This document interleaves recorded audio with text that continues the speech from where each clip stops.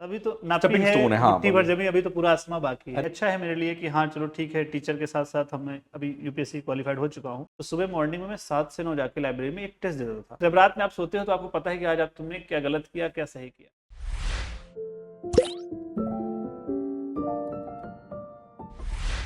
Hello everyone. आज हमारे साथ यहाँ पे अमित हैं। अमित ने 2024 सिविल सर्विस एग्जामिनेशन को क्लियर किया है। आज हम उनसे बात करेंगे उनकी जर्नी के बारे में, उनके एक्सपीरियंसेस के बारे में। वो एक फैकल्टी भी हैं, उनका experience as a faculty, physics faculty कैसा रहा है उसके बारे में, किस तरीके से उन्होंने एग्जाम की तैयारी की, किस तरीके से उन्होंने परेशानियां या फिर जो भी चैलेंजेस है वो देखी और उसको एक्सेल किया। First of all congratulations thank you sir. And welcome. Thank you sir. तो अमित, कैसा रहा आपका ये जर्नी? और जर्नी की तभी शुरुआत है, लेकिन जहां तक रही बात जर्नी की, काफी शुरुआत से ही आप लोगों से बात करते हैं एज अ टीचर। और मुझे ऐसा लगता है, जहां तक मैं जानता हूं, तकरीबन 6 या 7 सालों से आप ऑलरेडी पढ़ा रहे हैं। Yes sir. ये ट्रांजिशन महसूस करने में कैसा लग रहा है फ्रॉम अ टीचर? अब आपकी यूपीएससी में रैंक आ गई है। हाँ सर, ट्रांजिशन अच्छा लग रहा है कि बीइंग अ टीचर, ठीक है, आप बच्चों को सिखाते हो, अच्छा आप भी सीखते हो। तो ये अच्छा है मेरे लिए कि हाँ चलो ठीक है, टीचर के साथ साथ हमें अभी यूपीएससी क्वालिफाइड हो चुका हूँ। एंड अभी ऑब्वियस सी बात है, मतलब कि एज ए टीचर हमारा काम क्या है, जो भी नया फ्यूचर जो आ रहा है उसको क्रिएट करना। बिल्कुल। जितना उसमें हम पोटेंशियल डाल सके, उस पोटेंशियल को आगे बढ़ाना। तो वैसे यूपीएससी में भी अगर मैं जाता हूँ, जहाँ पे मेरी ज्वाइनिंग होती है जो भी है, उसमें मैं चाहूँगा जो भी मैं काम करूँ उसमें अपना एक पोटेंशियल डाल सकूँ, उसको और अच्छे से निखार सकूँ। मतलब एक फूल है, उसको और अच्छे से बिखरा सकूँ, महका सकूँ। बिल्कुल। और जैसे अभी आपने बताया कि आप पढ़ा रहे थे काफी टाइम यस से, सर। राइट? क्या रिएक्शन था उन बच्चों का जिनको पता चला होगा इनिशियली कि जो टीचर उन्हें पढ़ा रहा था वो अब एक यूपीसी क्वालिफाइड ऑफिसर बनने वाले हैं? तो वहां पे रिएक्शन कैसा था? सर बच्चों, एक्चुअली मैं जब रिजल्ट आने वाला था तो मेरी क्लास थी 12 से 1 के बीच, मतलब ओके। दिन भर क्लासेस थी। 12 से 1 क्लास थी, तो मैं रोटेशन मैकेनिक्स पढ़ा रहा था, मोमेंट ऑफ इनर्शिया। तो बच्चों को पता था कि सर का रिजल्ट, क्योंकि मैंने बता रखा था बच्चों से कि मैं इंटरव्यू दिया हूँ, रिजल्ट शायद आ सकता है। तो जो जिस क्लास में 12th जेई क्लास में पढ़ा रहा था, तो बच्चे बोले कोई बात नहीं सर, आप रिजल्ट चेक करिए, हम लोग पढ़ लेंगे, बाद में कर लेंगे। लेकिन मैंने कहा नहीं नहीं, अपनी जो क्लास है वो क्लास खत्म करते हैं, बाद में रिजल्ट तो आता ही, जो होगा वो होगा ही, सीधी सी बात। तो ये 12:45 के आसपास हो गया था, तो फिर मैंने कहा चलो ठीक है, अच्छा क्लास को खत्म करते हैं, रिजल्ट देखते हैं। मैं रूम आ गया। फिर जैसे ही मेरा हुआ, मैंने डायरेक्टर सर को इन्फॉर्म किया कि मेरा हो गया, तो उन्होंने सारे बच्चों को इन्फॉर्म करवा दिया कि सर का यूपीएससी हो चुका है। सारे बच्चे खुश थे, सारे खुश थे, कुछ बच्चे रूम तक आ गए थे। एंड वो फूल माला लेकर के, और जैसा भी आपको पता है कि फूल माला लेकर के डांस वांस करते हुए, जी। ये करते हुए। तो काफ़ी अच्छा एक्सपीरियंस था। फिर शाम को मेरा सेमिनार भी वहाँ पे हुआ, सब सारे बच्चों को बैठा करके। फिर कई सारे पेरेंट्स आए, मतलब इतने पेरेंट्स आए कि रात को 11 साढ़े 11 तक वही चलता रहा। तो अच्छा एक्सपीरियंस था, अच्छा लगा, प्यार दिखकर। तो मुझे ऐसा लग रहा है कि काफी ज्यादा मोटिवेट कर सकते हैं आप उन बच्चों को जिनको अभी पढ़ाते हैं। तो पहले एक बार सभी को बताइए कि आप पढ़ाते कहाँ पर हैं, क्या पढ़ाते हैं, और ये जो पढ़ाने का पूरा शौक है आपको बच्चों का, ये कब से आपके अंदर आया और किस तरीके से आपने उस पर इवॉल्व किया? अगर सब शुरू से बात करूँ तो मैं सिविल इंजीनियरिंग से एनआईटी जलंधर से बीटेक किया हूँ। तो स्टार्टिंग डेज में जब सेकंड ईयर में था, तो मुझे लग गया था कि सिविल में मेरा ज़्यादा कुछ स्कोप है नहीं। ओके। मुझे लग गया था कि मुझसे होने वाली है नहीं। तो ये रहा, कुछ तो करना है, बिल्कुल। क्योंकि लाइफ में आप कुछ तो करोगे ही। तो ये था कि चलो पढ़ा सकते हैं, पढ़ाना आता है, क्योंकि मैंने थिएटर कर रखा है सर कॉलेज में 2-3 साल। और खूब जम के थिएटर किया है, कई सारे प्लेस किए, कई सारे स्टेट प्ले किए हैं। और भी कॉलेज में जो अलग एक्टिविटी होती है, जैसे फेस्ट कराना हो गया, मैं खूब पार्टिसिपेट किया। मतलब कॉलेज में हमेशा बाहर ही रहे हम लोग। जी। तो फिर ये हुआ कि चलो पढ़ाते हैं, तो मैं कॉलेज के फाइनल ईयर से ही पढ़ाना स्टार्ट कर दिया था। और जब मैं फाइनल ईयर पढ़ा रहा था, तो उसी साल सर मेरे 17 बच्चे मेरे ही कॉलेज में आए थे। जब मैं ओके। फाइनल पढ़ा के निकला, तो 17 बच्चे जिनको मैं पढ़ा रहा था जलंधर में ही, एक के विद्या मंदिर कोचिंग थी, तो 17 बच्चे मेरे ही कॉलेज में आए। तो उसको वो मोटिवेट किया मुझे कि अभी 50-51 बच्चे थे करीब, तो उसमें 17 बच्चे मेरे ही कॉलेज में आ बहुत गए। बहुत अच्छा रेशियो तो है। मेरे लिए वो मोटिवेटिंग था कि अगर मैं 50 बच्चों में 17 बच्चे भेज पा रहा हूँ, तो ऑब्वियस बात, अगर एक बड़ी क्राउड मिलेगी तो मैं और बच्चों को हेल्प आउट कर सकता हूँ। तो वहाँ से मेरी जर्नी सर स्टार्ट होती है। फिर मुझे लगा कि हाँ, मेरा पढ़ाना पैशन है और मैं इस पे अच्छा काम कर सकता हूँ। दूसरा, जब आप थिएटर करते हैं तो आप स्टेज पे रहते हैं, बिल्कुल। तो आपको अच्छा लगता है स्टेज पे रहना। यस। तो पढ़ाने में आपको हमेशा स्टेज पे ही रहना है, बिल्कुल। क्योंकि आप, मतलब वो ऑडियंस हो गए ना बच्चे आपके। बिल, तो ये हुआ कि चलो ठीक है, अच्छा इस पे हम अच्छा काम कर सकते हैं। तो हम लोग साथ में पढ़ाते थे। हम 2-3 लोग थे, साथ में हम लोगों ने जर्नी स्टार्ट करी। और फिर ये हुआ, हम लोगों का ये था कि अपना कोचिंग डालना है। तो बिल्कुल। हम लोग जयपुर आ गए पढ़ाने के लिए। तो जयपुर हमने करीब 2-3 साल पढ़ाया उधर साइड। और फिर ये था कोचिंग अपनी डालनी है। तो ये था कि भाई फिर साथ में सब कुछ रहना है, सब कुछ करना है। फिर 1-2 लोगों ने बोला कि हम यूपीएससी करना चाहते हैं। हुआ वो चले गए वहाँ से फिर ओके। फिर तभी भी मेरे मन में नहीं आया था कि मुझे यूपीएससी करनी है। फिर उसमें कोरोना आया, तो कोरोना में ये लगा कि कुछ और करते, क्योंकि मैंने 6 महीने तारक मेहता का उल्टा चश्मा करीब 5 से 6 घंटे देखा डेली। अरे! क्योंकि कुछ करने को था नहीं, अभी क्लासेस होती हैं, आप 2-3 घंटे क्लास लेकर बात खत्म फिर फ्री। तो मैंने खूब जम-जम के देखा तारक मेहता का उल्टा चश्मा। लेकिन वो बोर कर रहा था कि अब कुछ क्रिएटिव नहीं हो रहा था ना, और हम लोग क्रिएटिव वाले हैं, जी। थिएटर हम करते थे, दिन भर मतलब बिज़ी रहना हमें अच्छा लगता है।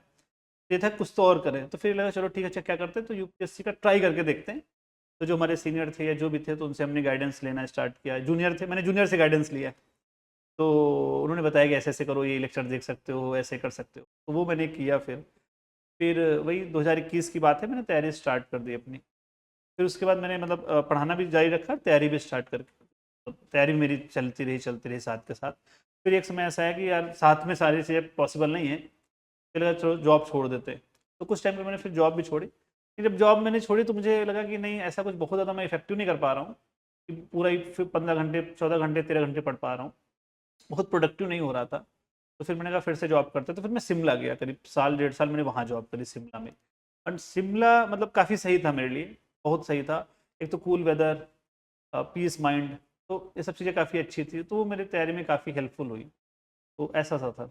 ठीक है। और रही बात अभी बच्चों की, जो मैं जहाँ मैं पढ़ा रहा था बच्चे, तो ऑब्वियस सी बात है, जैसे मेरे पास अभी करीब जो 6-7 साल पुराने बच्चे, उनके मैसेज आ रहे हैं इंस्टाग्राम में, व्हाट्सएप पर, फेसबुक पर कि सर काफ़ी अच्छा लगा देख करके, सर काफ़ी अच्छा लगा। आपने तो कभी बताया नहीं कि आप यूपीएससी प्रिपरेशन कर रहे थे। अच्छा, कुछ बच्चों जैसे शिमला वाले बच्चों को पता था, या अभी मैं जहाँ उस्मानाबाद में पढ़ा रहा था वहाँ के बच्चों को तो सारा पता है कि कैसे-कैसे क्या-क्या चल रहा है सबका। तो वो बच्चे मैसेज रीच आउट कर रहे हैं कि सर काफ़ी अच्छा लगा सुन करके, काफ़ी प्राउड फील करते हैं आप जी। पर। तो हमें अच्छा लगता है कि मतलब हमें स्टूडेंट भी प्राउड होता है, स्टूडेंट हम पे प्राउड करता है। जैसे कई सारे हमारे बच्चे आईआईटीज़ में हैं, एनआईटीज़ में हैं, कई सारे पास आउट कर चुके हैं, कई सारे अभी मेरे कॉलेज में ही पढ़ रहे हैं मेरे पढ़ाए हुए बच्चे। तो एक अच्छा खासा बच्चे हैं स्टूडेंट, बिल्कुल।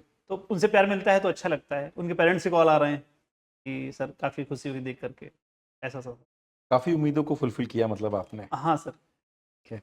एक एक चीज़ पहले बताइएगा आप, क्योंकि पढ़ाना कोई आसान काम नहीं है, काफ़ी ड्रेनिंग बिल्कुल। प्रोसेस है। आपको अपना 100% हमेशा देना है, और 100% देने में कभी-कभी ऐसा होता है कि आप अपने ऊपर ध्यान नहीं दे पाते। बच्चों के टेस्ट हैं, उनके मार्क्स कम आते हैं, कभी-कभी काफ़ी ज़्यादा स्ट्रेस में होते हैं एग्ज़ाम के आस-पास, तो बहुत ज़्यादा अमाउंट ऑफ टाइम आपको बच्चों को देना पड़ता होगा। इन सब चीज़ों के बीच में आप अपनी प्रिपरेशन को कैसे मैनेज करते थे? सर इसमें आपको थोड़ा-सा देखना पड़ेगा, चीज़ें फिगर आउट करनी पड़ेगी, एनालाइज़ करना पड़ेगा कि आपको किस हद तक किस लिमिट तक आपको एंगेज होना है। जैसे मान लीजिए आपकी क्लासेस है दिन भर, तो आपने क्लासेस करी, आपने एक पर्टिकुलर टाइम स्लॉट फिक्स कर दिया कि मान लीजिए शाम को 4 से 5 जिन बच्चों के डाउट्स हैं, हो सकता है फिज़िक्स के डाउट हो सकता है, जैसे मैं फिज़िक्स पढ़ाता था, या ऐसे भी डाउट होते हैं बच्चा डिमोटिवेट हो रहा है या लो फील कर रहा है या पढ़ने का मन नहीं कर रहा है, तो वो मैं ट्राई करता था उस 4 से 5 के बीच में, या जो भी मैंने टाइम स्लॉट फिक्स किया है एक बच्चे का, या जो भी डाउट क्लास का टाइम था, तो उसमें मैं ट्राई करता था, उसमें मैं बच्चों को एड्रेस कर दूँ, ताकि बाद में मेरे ऊपर एक बैगेज न रहे कि आज इस बच्चे को दिक्कत थी, मैं बात नहीं कर पाया। क्योंकि एज अ टीचर आप क्लास में पढ़ाते हो तो आपको पता चल जाता है कौन बच्चा इंगेज है, कौन इंगेज नहीं। बिल्कुल। और जो इंगेज नहीं है तो उसके क्या कारण हो सकते हैं, हो सकता है उस दिन तबीयत खराब है, या लो फील कर रहा है, क्योंकि डेली आपके टेस्ट होते हैं, हर हफ्ते टेस्ट होते हैं, तो आप लो फील करते हैं। तो हमें पता चल जाता था किस बच्चे के साथ क्या हो रहा है, तो मैं पॉइंटेड करता था कि बेटा आज आप 4 बजे आप आना, बेटा आप 4 बजे आप आना, तो ये हमें पता चल जाता है कि कौन किस बच्चे के साथ क्या प्रॉब्लम चल रही है। और हम लोग 1 मिनट या 2 मिनट बात करते हैं, तुरंत पता चल जाता है कि क्या प्रॉब्लम चल रही जी। है। तो प्रॉब्लम निकलवा भी लेते हैं कि ये प्रॉब्लम चल रही है, एंड ट्राई करते हैं उसको सॉल्व करें। तो मेरा एक फिक्स टाइम था कि इस समय बच्चों को बुला के सॉल्व कर लेना है, ताकि मेरे बात मतलब ये ना रहे कि अच्छा रात में 10 बजे सोच रहे हैं कि आज उस क्लास में इस बच्चे के साथ ये दिक्कत थी, मैं बात नहीं कर पाया। ठीक है। मैं ट्राई करता था कि फिक्स टाइम करके बच्चों के साथ डिस्कस कर लेता था, ताकि प्रेशर ना रहे। और फिर तैयारी का ये है कि जैसे जो मेरे पास अब टाइम बचा, जैसे मैं कोचिंग से चलाया, अपने रूम चलाया, तो अब जो टाइम बचा है वो मैं लाइब्रेरी जाता था, और उस लाइब्रेरी में अपना 3 घंटे 4 घंटे 5 घंटे जितना भी पढ़ना है वो दे करके देन फिर ये मतलब एक तरीके से प्रॉपर डिमार्केशन करके रखा था यस आपने सर, अपने यस डेज़ सर। का, ठीक है। सैटरडे संडे ऑफ रहता रहा होगा कि ऐसा कोई संडे ऑफ रहता था जनरली, संडे ऑफ रहता था बट तो सर मैंने शिमला में संडे हमेशा क्लास लगाई, 3-3 4-4 घंटे की एक क्लास, ताकि सिलेबस जल्दी से जल्दी खत्म हो जाए। ठीक है, काफ़ी ध्यान दिया आपने अपने बच्चों का। हाँ सर। ठीक है, काफ़ी खुश होंगे वो आज उनके बहुत सर। खुश है वो बच्चे, मतलब मुझसे ज़्यादा बच्चे खुश हैं कि मतलब, क्योंकि उन बच्चों ने मेरी जर्नी देखी है ठीक है, कि जैसे मैं लाइब्रेरी जा रहा हूँ, तो बच्चे मान तो लीजिए खुद भी रास्ते बैठे होंगे वहाँ। खुद भी बैठे हैं, कोई सारे बच्चे खुद भी बैठे होते थे, या कई सारे बच्चे मान लीजिए रात को 9 बजे मिल गए, सर कहाँ जा रहे हो, लाइब्रेरी जा रहे हैं, सर हम तो पढ़ ही नहीं रहे, आप सर पढ़ रहे हैं, ऐसा लग रहा है आपका एग्जाम है। तो इस तरीके से थोड़ा सा हमें अच्छा लगता है, मतलब उन बच्चों ने हमारी जर्नी देखी है, चाहे शिमला वाले बच्चे हों उस्मानाबाद वाले बच्चे हों, इन्होंने मेरी जर्नी देखी है, तो उनको भी लगता है कि हाँ हम कुछ करेंगे, तो मैं एक मोटिवेट कर रहा हूँ बच्चों को। नहीं बिल्कुल, बहुत बहुत सही बात, बहुत अच्छी बात है। मतलब स्टूडेंट्स को ऐसे ही टीचर्स चाहिए भी होते हैं कि वो सिर्फ, क्योंकि अभी तो वो इंजीनियरिंग करेंगे लेकिन बाद में कम से कम उनके अंदर एक आइडिया है कि हाँ सिविल सर्विस कर सकते हैं। बिल्कुल आपने उनको करके दिखाया भी। इसके अलावा जैसे आपने अभी बताया कि फिजिक्स आप पढ़ाते थे और फिजिक्स ही आपका ऑप्शनल है, यस सर। ठीक है, लेकिन फिजिक्स कोई एक आसान ऑप्शनल नहीं है।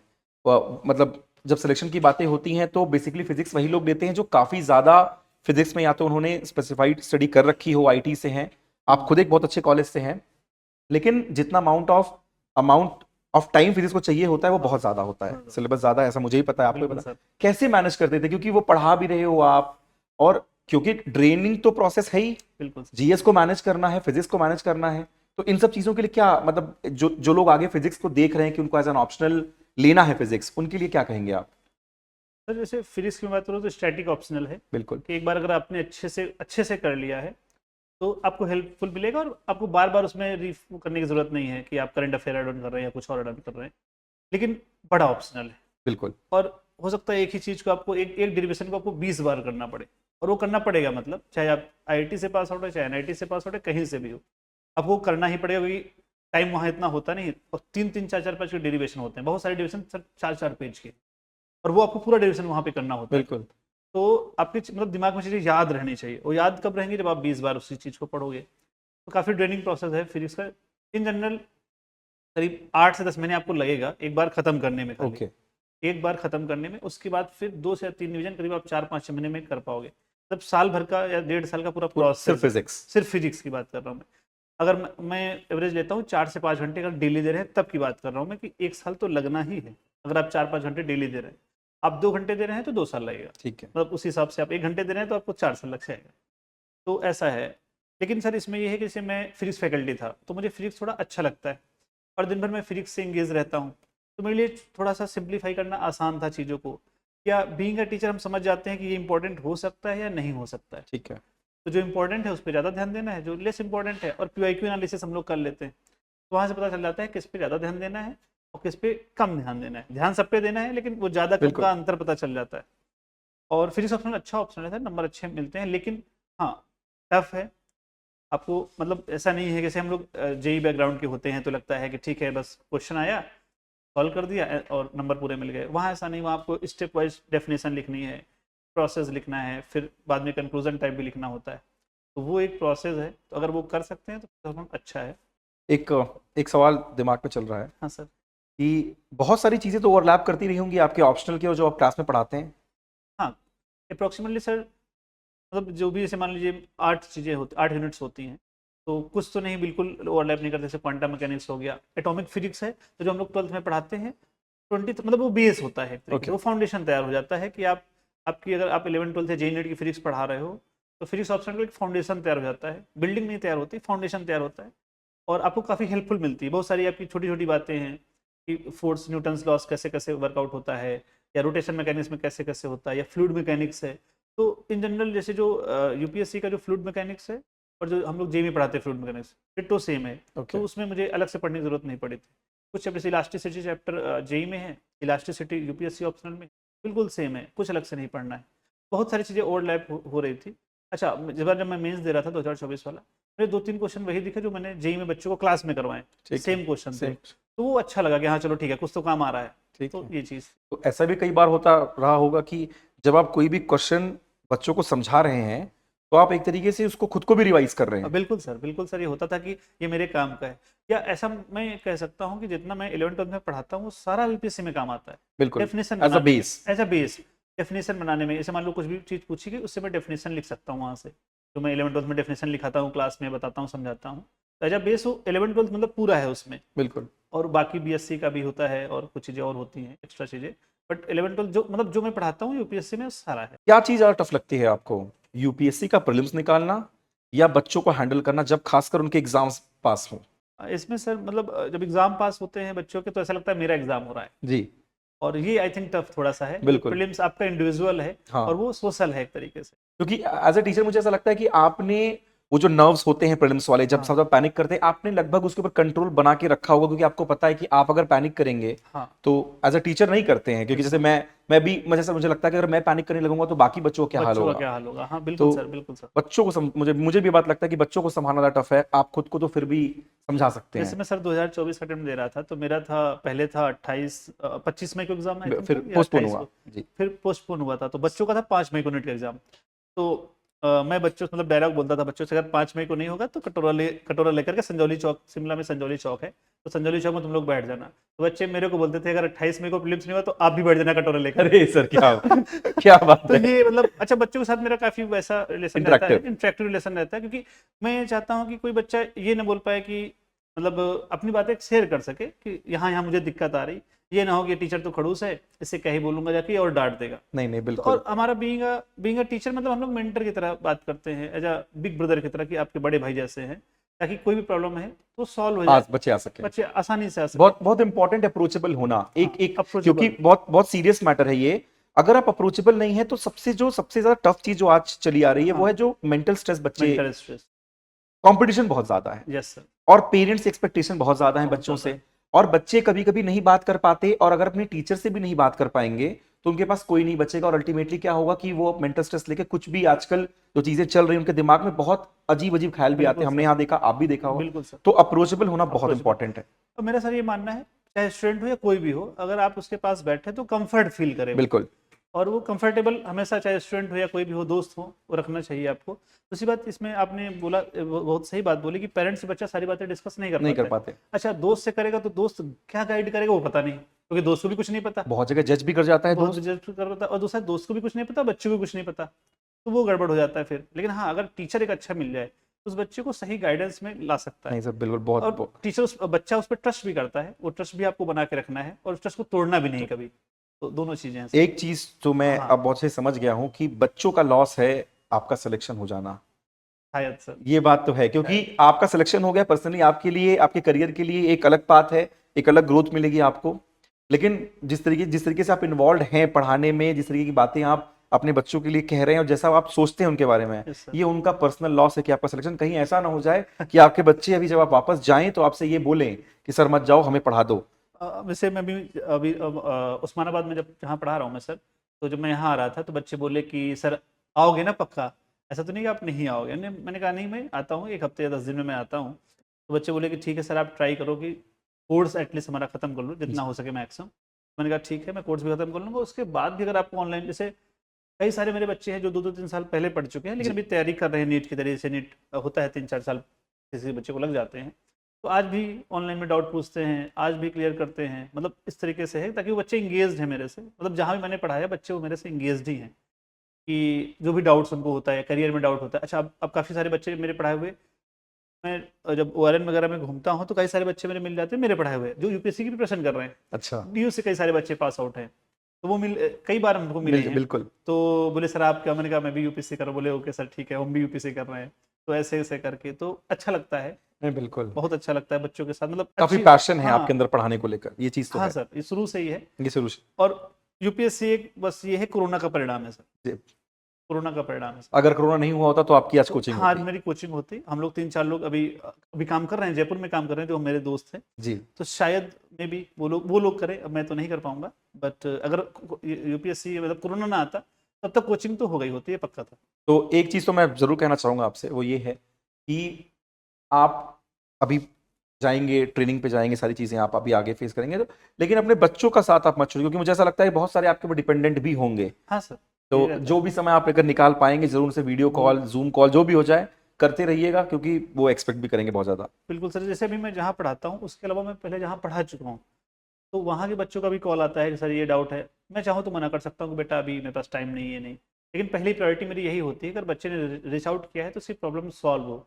एक छोटी छोटी चीज़ें होती है सर, वो बच्चा एक नंबर से नहीं रुकता है। मतलब एक नंबर से, मैंने कई सारे बच्चों को देखा है, एक नंबर से नीट का सिलेक्शन रुक गया है, जेई का सिलेक्शन रुक गया, तो उनको भी दुख होता है। बिल्कुल। और हमें उनसे ज़्यादा दुख होता है कि काश एक नंबर मतलब हेल्प कर दिए होते तो शायद हो जाता। तो समझ ये गया। रहता है थोड़ा सा, मतलब मेरी वजह से किसी बच्चे का सिलेक्शन रुके ना, बिल्कुल, ये बिल्कुल। चीज़ है।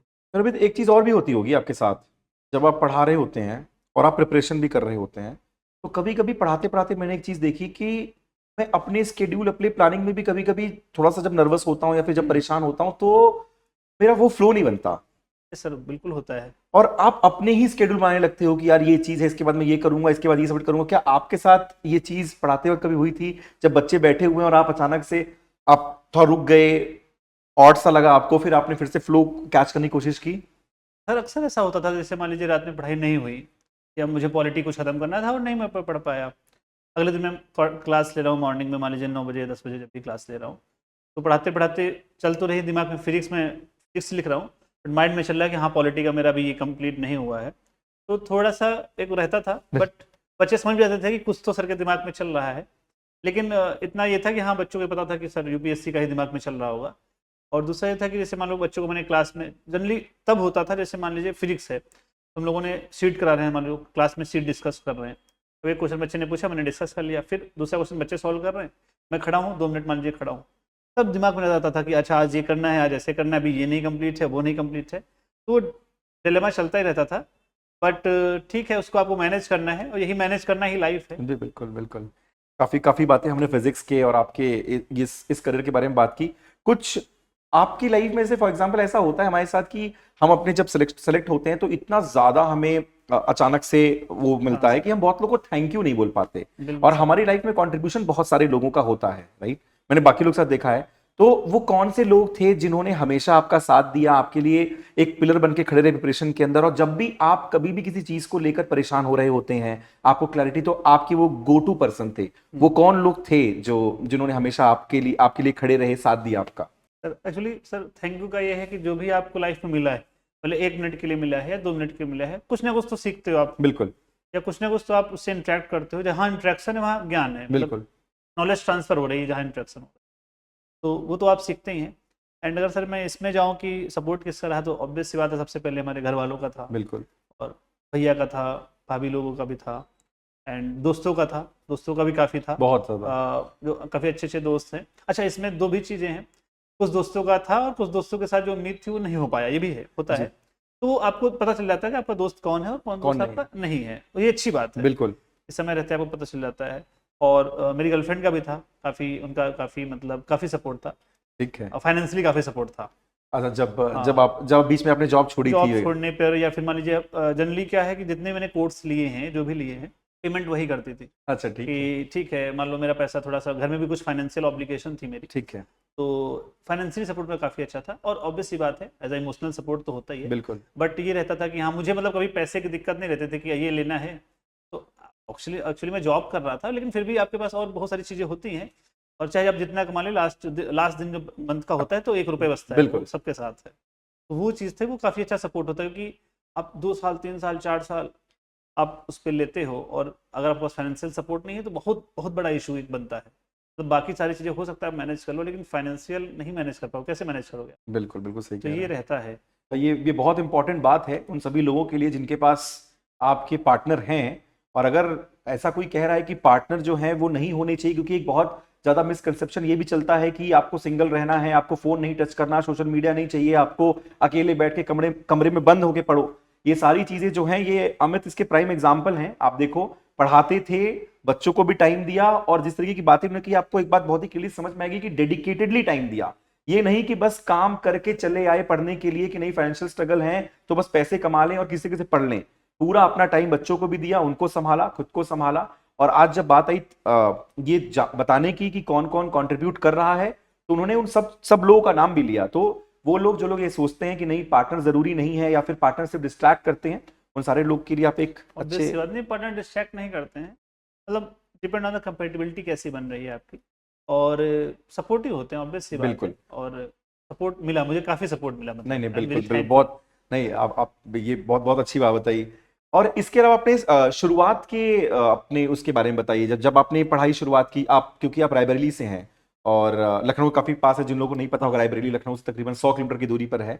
तो वहां पे वो अमित का घर वहां पर है। तो आपने शुरुआती एजुकेशन अपनी रायबरेली से की या कहीं और से की? सर मेरा मतलब डिस्ट्रिक्ट रायबरेली है, बट जो होम डिस्ट्रिक्ट हो मेरे घर से 40 किलोमीटर के दूर के है अच्छा। आसपास। मेरा उन्नाव पास में पड़ता है। ओके। तो मैंने उन्नाव से मतलब जो 9 से 12 तक की स्कूलिंग करी है, उन्नाव से करी है, और 1 से 8 तक मेरे ही अंकल का स्कूल है, तो उसमें मैंने पढ़ाई करी है। ओके ओके, फर्स्ट से और 8 तक वहां पे। हाँ, और पढ़ने से मैं मतलब ठीक था, पहले से ही ठीक था, बट 9 से 12 मैंने काफ़ी अच्छी मेहनत करी है, तो उसका भी हेल्प मिलता ही है, तो ऐसा था। फिर उसके बाद आप एनआईटी जालंधर गए। हाँ, फिर मैं 12th के बाद फिर मैं एनआईटी जालंधर गया, वहाँ से मैंने बीटेक करी। तो फर्स्ट ईयर मैंने खूब पढ़ाई करी और मैंने ब्रांच अपग्रेड करवाई वहाँ पर। मेरी पहले केमिकल ब्रांच थी, फिर मैंने सिविल कराई, क्योंकि आईटीज़ एनआईटीज़ में ये रूल होता है हाँ, जब आप कि अच्छे मार्क्स, हाँ, बिल्कुल। अच्छे मार्क्स आते हैं तो आपकी ब्रांच अपग्रेड हो जाती है। मैं खूब पढ़ता था। फिर सेकंड ईयर जैसे मैंने सिविल ब्रांच ली, फिर कई सारे दोस्त बन गए और फिर मिल के बर्बाद हुए हम लोग अच्छा, कॉलेज ठीक। में। सारे दोस्त सारे मिलके। दोस्त मिल के बर्बाद हुए। मुझे लग रहा है वो बर्बादी यही है कि उन सारे मिल ने डिसाइड किया कि अब हम पढ़ाएंगे, अब हम और पढ़ाएंगे। वो आपके साथ हाँ, जयपुर गए शायद। हाँ, जयपुर भी गए। ठीक उसमें है। हम लोगों ने थिएटर वगैरह भी किया और भी कॉलेज में बहुत सारी चीज़ें करी। एक चीज और बहुत ही क्लियरली अमित ने बता दिया है ये चीज, कि आप खराब नहीं होंगे अगर आप थिएटरिक्स या फिर आप ये जो सारे नाटक वगैरह होते हैं जो कॉलेज में अगर आप ऑप्ट कर रहे हैं, जब भी आप कॉलेज में हैं उस चीज को पूरी तरीके से एंजॉय करिए। Yes sir. चाहे वो ड्रामा सोसाइटी हो, डांस सोसाइटी हो, अगर आप अच्छे हैं, ये सब सारी चीजें आपको यूपीएससी प्रिपरेशन में हेल्प करेंगी। आपको लोगों से बात करने के तरीके में इंप्रूव कराएंगी, आप कैसे मिलते हैं, कितने अच्छे से आप पढ़ा सकते हैं, बता सकते हैं, एक्सप्लेन कर सकते हैं, जो कि बहुत वाइटल है आपके यूपीएससी पर्सनालिटी टेस्ट के अंदर। तो ये सारी चीजें बिल्कुल, अगर आप ड्रामा सोसाइटी के अंदर हैं, अगर आपके पेरेंट्स मना कर रहे हैं आपको, उसको छोड़ने को कह रहे हैं, तो इस वीडियो को जरूर दिखाएं उनको। ये प्राइम एग्जांपल बैठे हुए हैं हमारे पास कि उन्होंने इस चीज को करने के बाद भी एक्सेल किया है। इसमें सर 2-3 चीज़ें और मैं ऐड ऑन करना चाहूँगा। जो जैसे आप जिनके साथ काम करते हैं, ज़्यादा अच्छे से एंगेज हो पाते हैं, जी, वो अभी कमियों को बहुत अच्छे से बता सकते हैं। बिल्कुल।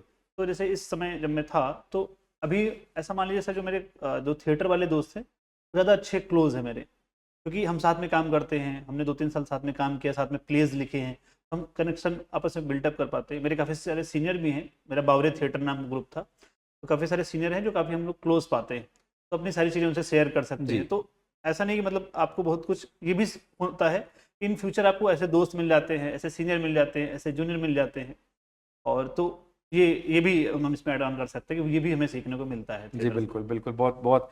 तो इसके बाद आप जलंधर गए, वहां से आपने शुरुआत किया, फिर आपने प्रिपरेशन किया, आपने फिजिक्स ऑप्शनल चूज किया और स्ट्रेटेजिक डिसीजन था। जीएस के बारे में बताएं, मतलब जीएस को कैसे मैनेज किया, क्योंकि ऐसा लग रहा है फिजिक्स तो आप मैनेज कर सकते हैं क्योंकि यस बेसिकली सर। आप पढ़ा रहे थे, चीजों से ज्यादा वो थे, मतलब क्लोज थे। जीएस को कैसे मैनेज किया आपने? जीएस में सर काफ़ी सारी चीज़ें डिफाइंड है, आई थिंक, बिल्कुल। मतलब एक, हाँ, ऑब्वियस सी बात है, बियॉन्ड द बाउंड्री चीज़ें हैं, बट काफ़ी सारी चीज़ें डिफाइंड हैं। मतलब आप सिलेबस को लीजिए, और मेन है पीवाईक्यूज। जैसे हम लोग क्लास में, जब मैं जेईई की क्लास लेता हूँ, वहाँ पर भी यही बोलता हूँ कि इंडिया में कोई भी एग्जाम है, आप पीवाईक्यू को अच्छे से एनालाइज करें, बिल्कुल। और लगभग आप पाएंगे कि पेपर अप्रॉक्सीमेट उसी के आसपास घूमता फिरेगा आपको। तो मैंने सर मेंस का जो पीवाईक्यू सोल्यूशन है वो काफ़ी अच्छे से किया था, कि भाई थीम पकड़ ली, ये सही इकोनॉमी में ये इस थीम पे आपके क्वेश्चंस आते हैं, फिर पॉलिटी है, इस थीम पे क्वेश्चन आते हैं, तो उसका मैंने नोट्स बना लिया था। मतलब एक तो मेन नोट्स होता है, और मेरा जो सबसे ज़्यादा हेल्प किया वो रिवीजन नोट्स हेल्प। मेरे पास सर 40 करीब 35 से 40 पेजेस के रिवीजन नोट्स हैं, और मैंने सर ये देखा कि जो 24 वाला मैंने मेंस दिया है, उसमें लगभग 15-16 क्वेश्चन मेरे नोट से ही थे। ठीक है। मतलब लगभग एग्जैक्ट तो नहीं होता है, हाँ, आपको भी मतलब पता है, नियर अबाउट लेकिन ये थीम होती थीम है, थीम मैच कर या गई। पॉइंट होता है, या आप कुछ अच्छा ऐड ऑन कर सकते हो। अच्छा, वैल्यू इसमें एक तो मेन नोट्स होता है, आप कहीं से बना सकते हैं, किसी भी कोचिंग मटेरियल से बना सकते हैं। तो वैल्यू डेट की बात आती है तो वो इंपॉर्टेंट रहता है, आप कहाँ से कर रहे हैं। तो उसमें सर जैसे आप इकोनॉमिक सर्वे से ऐड ऑन कर सकते हैं। ये सर जो मेरा था टॉपर्स कॉपी से। मैंने 2021 के टॉपर्स की कॉपी निकाल ली, 22 के टॉपर्स की कॉपी निकाल ली, 23 का निकाल लिया। उसमें जो अच्छी अच्छी बातें हैं वो मैंने अपना लिख टॉपिक लिया, के साथ डाल ले लिया। लिया। फिर जब टेस्ट दे रहा हूँ, मेंस का टेस्ट दे रहा हूँ, अच्छा सर मेरी एक अच्छी बात ये है कि पहले दिन से मेरा पेपर कंप्लीट होता था। ओके। पहले दिन से, मतलब जब मैंने पहला टेस्ट भी लिखा 3 घंटे का, तो मेरा पेपर कंप्लीट हुआ है, और टाइम पे नहीं, 2 मिनट 3 मिनट पहले ही पहले। कंप्लीट हुआ। तो बहुत फास्ट लिखने की मेरी आदत पहले से ही है, मतलब ये बचपन से आदत है, तो वो मेरे लिए काफ़ी हेल्पफुल थी। और जब मैं मेंस दे रहा था, तो उसमें भी मैं सर मेरा एथिक्स का पेपर 3 से 4 मिनट पहले कंप्लीट हुआ है। मतलब जीएस 3 भी 2-3 मिनट पहले कंप्लीट क्योंकि हुआ है, जो एथिक्स का कि पेपर नहीं 2024 का होता है, बहुत बहुत टफ बहुत भी टफ था। था, और नहीं होता है, जनरली नहीं होता जनरली भी है। नहीं होता। जैसे मेरे पीछे बच्चे बैठे थे, तो बोले मेरा एक क्वेश्चन छूट गया, 2 छूट गया, मेरा 3-4 मिनट पहले हो गया था। तो मैं क्या कर रहा था, जब जो अपन स्टेक होल्डर लिखते हैं, उसमें गोला मार रहा था कि थोड़ा सजा देते हैं इसको, हाँ, ठीक है। क्योंकि फिर वो लिखने की क्षमता तो ब्यूटीफाई बचती, किया आपने हाँ, पेपर। ब्यूटीफाई, लिखने की क्षमता तो बचती नहीं है, और आप लिखोगे कहाँ, सारा पेपर आपका भरा ही हुआ है। हाँ। तो मैं क्या कर रहा था, थोड़ा सा उसको मतलब ब्यूटीफाई कर रहा था, ये कह सकते हैं। तो ये मेरा प्लस पॉइंट है, ये मेरी स्ट्रेंथ है बेसिकली, कि मैं पेपर टाइम पे कंप्लीट कर रहा हूँ। कंटेंट वाइज ऊपर नीचे होगा, ऑब्वियस सी बात है, फुल्ली कंटेंट तो नहीं हो पाता है, बट एटलीस्ट आप पेपर कंप्लीट करके आ रहे हो, वो सेंस ऑफ कंप्लीशन आपको आना चाहिए। नहीं तो अगर मान लीजिए जीएस में 2 क्वेश्चन छूट गए, तो जीएस 2 में 3 छूटेंगे फिर, लेकिन जनरल में बता बिल्कुल। रहा हूँ। या फिर आप घबराओगे कि पेपर कुछ छूट ना जाए, अब अच्छे से लिख नहीं पाओगे। तो ये मेरी स्ट्रेंथ है, मतलब पेपर कंप्लीट करना पूरा। अच्छा, इसमें सर मैं वैल्यू डेट की बात कर रहा था, तो टॉपर्स कॉपी बिल्कुल वेरी हेल्पफुल है। उसके अलावा जैसे आप कुछ भी जैसे मान लीजिए आप न्यूज़पेपर अगर पढ़ते हैं तो वहाँ से आपने कुछ कुछ बना रखा है, वो केस स्टडी निकाल ली। केस स्टडीज निकाल ली, या फिर आप जैसे जब टेस्ट पेपर लगाते हैं उसके सोल्यूशन हर कोचिंग प्रोवाइड कराती है, वहाँ से आपको अच्छा मटेरियल मिल सकता है। जैसे मान लो कुछ भी आप CAG की बात करें, कुछ भी बात करें, अच्छे अच्छे पॉइंट्स मिल गए, उनको आपने अपने रिवीजन नोट्स में डाल लिया। लास्ट का जो 1 महीने है उस रिवीजन नोट्स को करीब 5 बार पढ़ो आप, क्योंकि जब तक 5 बार नहीं पढ़ोगे तब तक आप वो निकाल ही नहीं पाओगे। वहाँ जनरिक लेके चले हाँ, आओगे। जनरिक लिख के चले जाओगे, वो निकलेगा ही नहीं सर जब तक, क्योंकि जब वहाँ हम लिखते हैं, आपको भी पता है सर, ऑब्वियस सी बात है, जब लिखते हैं तो क्या होता है, वो पता नहीं चलता क्या लिख रहे हैं। बिल्कुल, ऐसा तो क्योंकि बहुत एथिक्स स्ट्रेस है। लास्ट आते आते ये बिल्कुल, होता है, हाथ बस हाथ जवाब दे हाथ चुके हाथ हैं, जवाब दे फूल चुके चुका होते है हैं। हाथ। तो ये रहता है कि छोड़ दूँ, छोड़, बिल्कुल जहाँ तक हुआ ठीक है, ठीक है। छोड़ो इसको। तो वो पता नहीं क्या लिख रहे होते, तो अगर हमारे दिमाग में हम 5 बार नहीं पढ़े रहेंगे ना, तो कुछ और ही निकलेगा। एटलीस्ट वो निकले तो वही निकले। वही निकले, तो बिल्कुल। तो 5 बार, जैसे कई बच्चे करते हैं, हम ये भी पढ़ ले, ये भी पढ़ ले, ये भी पढ़ ले, मेरा सर हमेशा कभी नहीं रहा है। मैंने जो सर मेंस की जो स्पेसिफिक तैयारी करी वो 2 जुलाई 2024 से स्टार्ट ठीक करी है। स्पेसिफिक। उसके पहले मैंने किया है, ऑब्वियस सी बात है, पर जो एक होता है ना जो बिल्कुल, क्रिस्प नोट्स आपने हाँ बनाए, जो क्रिस्प 40 पेज नोट्स की है, बात जो कर रहे हैं 40 पेज के नोट्स, वो मैंने 2 जुलाई से, मतलब 1 जुलाई को रिजल्ट आया था, हाँ, उसके बाद मैंने बनाए। और क्योंकि इतना मेरे पास समय नहीं रहता था कि मैं नोट्स बना सकूं, मेरा था कि पढ़ लूं पहले, नोट्स ठीक तो है। बना लूंगा, मैं देख लूंगा। तो जो क्रिस्प नोट्स हैं वो मैंने उसी दौरान बनाए, चाहे फिजिक्स ऑप्शनल के हों, चाहे GS के हों। और GS मतलब ऐसे में मैंने मतलब कि जो टॉपर्स के ऐसे ऐसे थे, होते हाँ। हैं, वो मैंने 25 से 30 लिखे। लिखने का मतलब ऐसा था, मैं देखता था, और जैसे जो अच्छी अच्छी बातें होती थी, जैसे मान लीजिए 8 पेज 9 पेज का ऐसे इन जनरल होता है, 10 पेज का, मैं इसको 2-3 पेज में लिखता था। फिर मैं देखता था अच्छा कि मैं इसमें क्या क्या कर सकता हूँ, मतलब एक ऐसे, ब्रेनस्टॉर्मिंग। हाँ एक ऐसे मैंने पकड़ा, 1 घंटे में उसमें बताया मैंने। ठीक है। और ये ब्रेन स्टॉर्मिंग बहुत ज़रूरी है। हम सिर्फ पढ़ते रहते हैं, that is a different thing, लेकिन बिल- जब ब्रेन स्टॉर्म करते हैं ना, तो एनालाइज करने की पावर बन जाती है। बाउंसर को आप हैंडल कर लोगे, ठीक है। आप याद करोगे, चीज़ें आपको याद है तो जो आता है वो तो कर लोगे, लेकिन ब्रेन स्टॉर्मिंग करोगे तो बाउंसर क्वेश्चन आ गया ना, हैंडल कर लोगे उसको, तुरंत एनालाइज चलोगे, इसको मैं इसमें ज्योग्राफी क्या लिख सकता हूँ, इसमें हिस्ट्री क्या लिख सकता हूँ, इसमें इकोनॉमी क्या लिख सकता सारे हूँ, डायमेंशन हाँ ऐड हो सारे जाए। डायमेंशन। और सारे डायमेंशन ऐड ऑन करना बहुत ज़रूरी है। बिल्कुल। आप मतलब ये नहीं कि एक डायमेंशन में चले गए और इन्वायरमेंट के बारे में लिखते चले जा रहे हो, अरे ठीक। नहीं भाई, इकोनॉमी डालो उसमें, बिल्कुल। पॉलिटी डालो उसमें, गवर्नमेंट का क्या रोल है डालिए ना आप उसमें, कमिटीज़ डालिए, इतनी कमिटीज़ हैं। अच्छा, ये मेरे पास जैसे मेंस के टाइम में हर टेलीग्राम चैनल पे आती हैं हाँ। मटेरियल्स, तो वहाँ से आप इन्वायरमेंट का कुछ अच्छा मिल रहा है आप लिख लीजिए। इस तरीके से मैंने ऐड ऑन कर लिया था। एक मेन बेस नोट्स था, उसके बाद ये वैल्यूडेट कैसे कैसे करना है। वैल्यूडेट डिफरेंट होता है, ऐसा नहीं एक दिन बैठे इकोनॉमी सारा वैल्यूडेट कर लिए, धीरे धीरे धीरे धीरे प्रोसेस, वो तो स्लो कंसोलिडेट होता है। प्रोसेस है बिल्कुल बिल्कुल। कि आप कुछ कहीं और पढ़ रहे हैं, आपको कुछ अच्छा लिखा, आपने लिख लिया, और वो लाइन आपने याद कर ली। बहुत भी नहीं लिखना होता है सर, पता लगा आपने 200 पॉइंट बना लिए, 4 नहीं याद है, कोई मतलब नहीं। नहीं, ठीक। 50 बनाओ, 45 याद हो, लिमिटेड बनाओ, ज़्यादा याद हो, मतलब नहीं, ठीक है। बिल्कुल बिल्कुल। और टेक्नोलॉजी का यूज अपने, क्योंकि आप इंजीनियरिंग बैकग्राउंड से हैं, तो टेक्नोलॉजी ज़्यादा बेटर तरीके से यूज कर सकते हैं। कुछ चैट जीपीटी का यूसेज किया था आपने नोट मेकिंग वगैरह वगैरह के लिए? क्योंकि बहुत सारे लोग करते हैं, नहीं करते हैं, लेकिन मुझे ऐसा लगता है कि चीज़ें मिल जाती हैं आपको एक जगह पे, तो आपने कुछ ऐसा यूसेज? टेक्नोलॉजी की मैं थोड़ा वीक हूँ सर, तो मतलब मैं ज़्यादा यूज़ नहीं कर पाया टेक्नोलॉजी का। और अगर कोई यूज़ करना है तो अपने दोस्तों से बोलता था कि भाई ये अच्छा। ऐसे करके बता दो। तो टेक्नोलॉजी मैंने ज़्यादा यूज़ नहीं करी। बहुत सारे मेरे जो हमारे साथ के स्टूडेंट्स हैं, हमारे मेरे दोस्त भी हैं जो भी तैयारी कर रहे हैं, उनको तो मैंने टेक्नोलॉजी का ऐसा यूजेज करते हुए देखा है हाँ, कि वो करते ही लोग। उन्होंने चैट जीपीटी से बोल दिया कि मुझसे इंटरव्यू के क्वेश्चन पूछो, हाँ, और चैट जीपीटी ने उनसे इंटरव्यू के क्वेश्चन पूछे हैं, yes, और फिर उसके बाद आपने आंसर दिया, फिर चैट जीपीटी आपको बता रहा है कि इसमें और क्या बेटर बता सकते हो बेटर आप। बता सकते हो। मतलब यहां तक हाँ, का यहाँ यूसेज तक कर रहे यूज़ हैं किया। लोग। नहीं, अच्छी बात है, टेक्नोलॉजी का यूज़ करना बहुत अच्छी बात है, बट मैं नहीं कर पाया क्योंकि नहीं, मैं थोड़ा सा वीक हूँ टेक्नोलॉजी में। मैं भी वीक हूँ, मैं भी काफी वीक हूँ टेक्नोलॉजी में। मुझे आज भी, मतलब मैं स्मार्ट स्क्रीन में पढ़ा लेता हूँ, सारी चीजें कर लेता हूँ, लेकिन आज भी मुझे ऐसा लगता है कि हाँ, अकेले अगर मुझे करना हो तो नहीं मैनेज नहीं कर कर पाऊंगा पाएंगे, मैं। यस सर, सेम हाल मेरा भी है भाई। ठीक है। ठीक है। और अभी जब, जैसे अभी रिजल्ट को 7 दिन हो गए हैं आज, तकरीबन 22 तारीख को रिजल्ट आया था, आज हम 28 को बात कर रहे हैं। Yes sir. अ, बहुत पास हमारा प्रीलिम्स है। हाँ सर। ठीक है। और प्रीलिम्स इतना पास है कि बहुत सारे बच्चे अब पैनिक करना शुरू कर चुके होंगे। बिल्कुल सर। आप उस स्टेज से गुजर चुके हैं, आपने प्रीलिम्स निकाला, तो वो कौन सी चीजें ऐसी हैं जो कि इन 22-25 दिनों के अंदर बच्चों को करना चाहिए, ताकि उनका पैनिक करना, उनका स्ट्रेस लेना भी कम हो, और वो एक अच्छे थॉट के साथ हाँ। जाके एग्जाम को एज भी करके आ पाए? तो पैनिक सर लाजमी है, होता बिल्कुल। है, सबको होता है, होना भी चाहिए, और होना भी चाहिए। अगर नहीं नहीं तो हो नहीं रहा है तो पढ़ेंगे। गड़बड़ है, बहुत, फिर बिल्कुल तो गड़बड़ है बिल्कुल। कि मतलब आप सीरियस नहीं हो, फिर आपको है कि ठीक है। हाँ।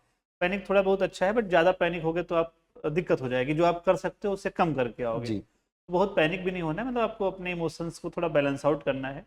दूसरा है कि सबसे ज़रूरी है पैनिक से बचने के लिए आप प्लान करें। ठीक भाई है। 25 दिन है, अब मुझे कैसे कैसे इसको प्लान करना है, और डे वाइज प्लानिंग होनी चाहिए। मतलब जैसे मुझे पता होता कि मैं 22 तारीख को क्या करूंगा, ठीक है। 24 को क्या करूंगा, ये पता होता था, तो आसान रहता था कि हाँ यार ये मेरा टारगेट था, मैंने पूरा कर लिया, बात खत्म। उससे नींद भी अच्छी आती है। उससे नींद अच्छी आती नहीं, ये सर एक प्रोसेस है। मैं हाँ। क्लास में बच्चों को बोलता हूँ, जैसे मान लीजिए आपने प्लान किया कि 6 से 11 पढ़ना है, आपने 6 से 11 पढ़ा, तो आपके अंदर एक सेंस ऑफ कंप्लीशन आता है, बिल्कुल।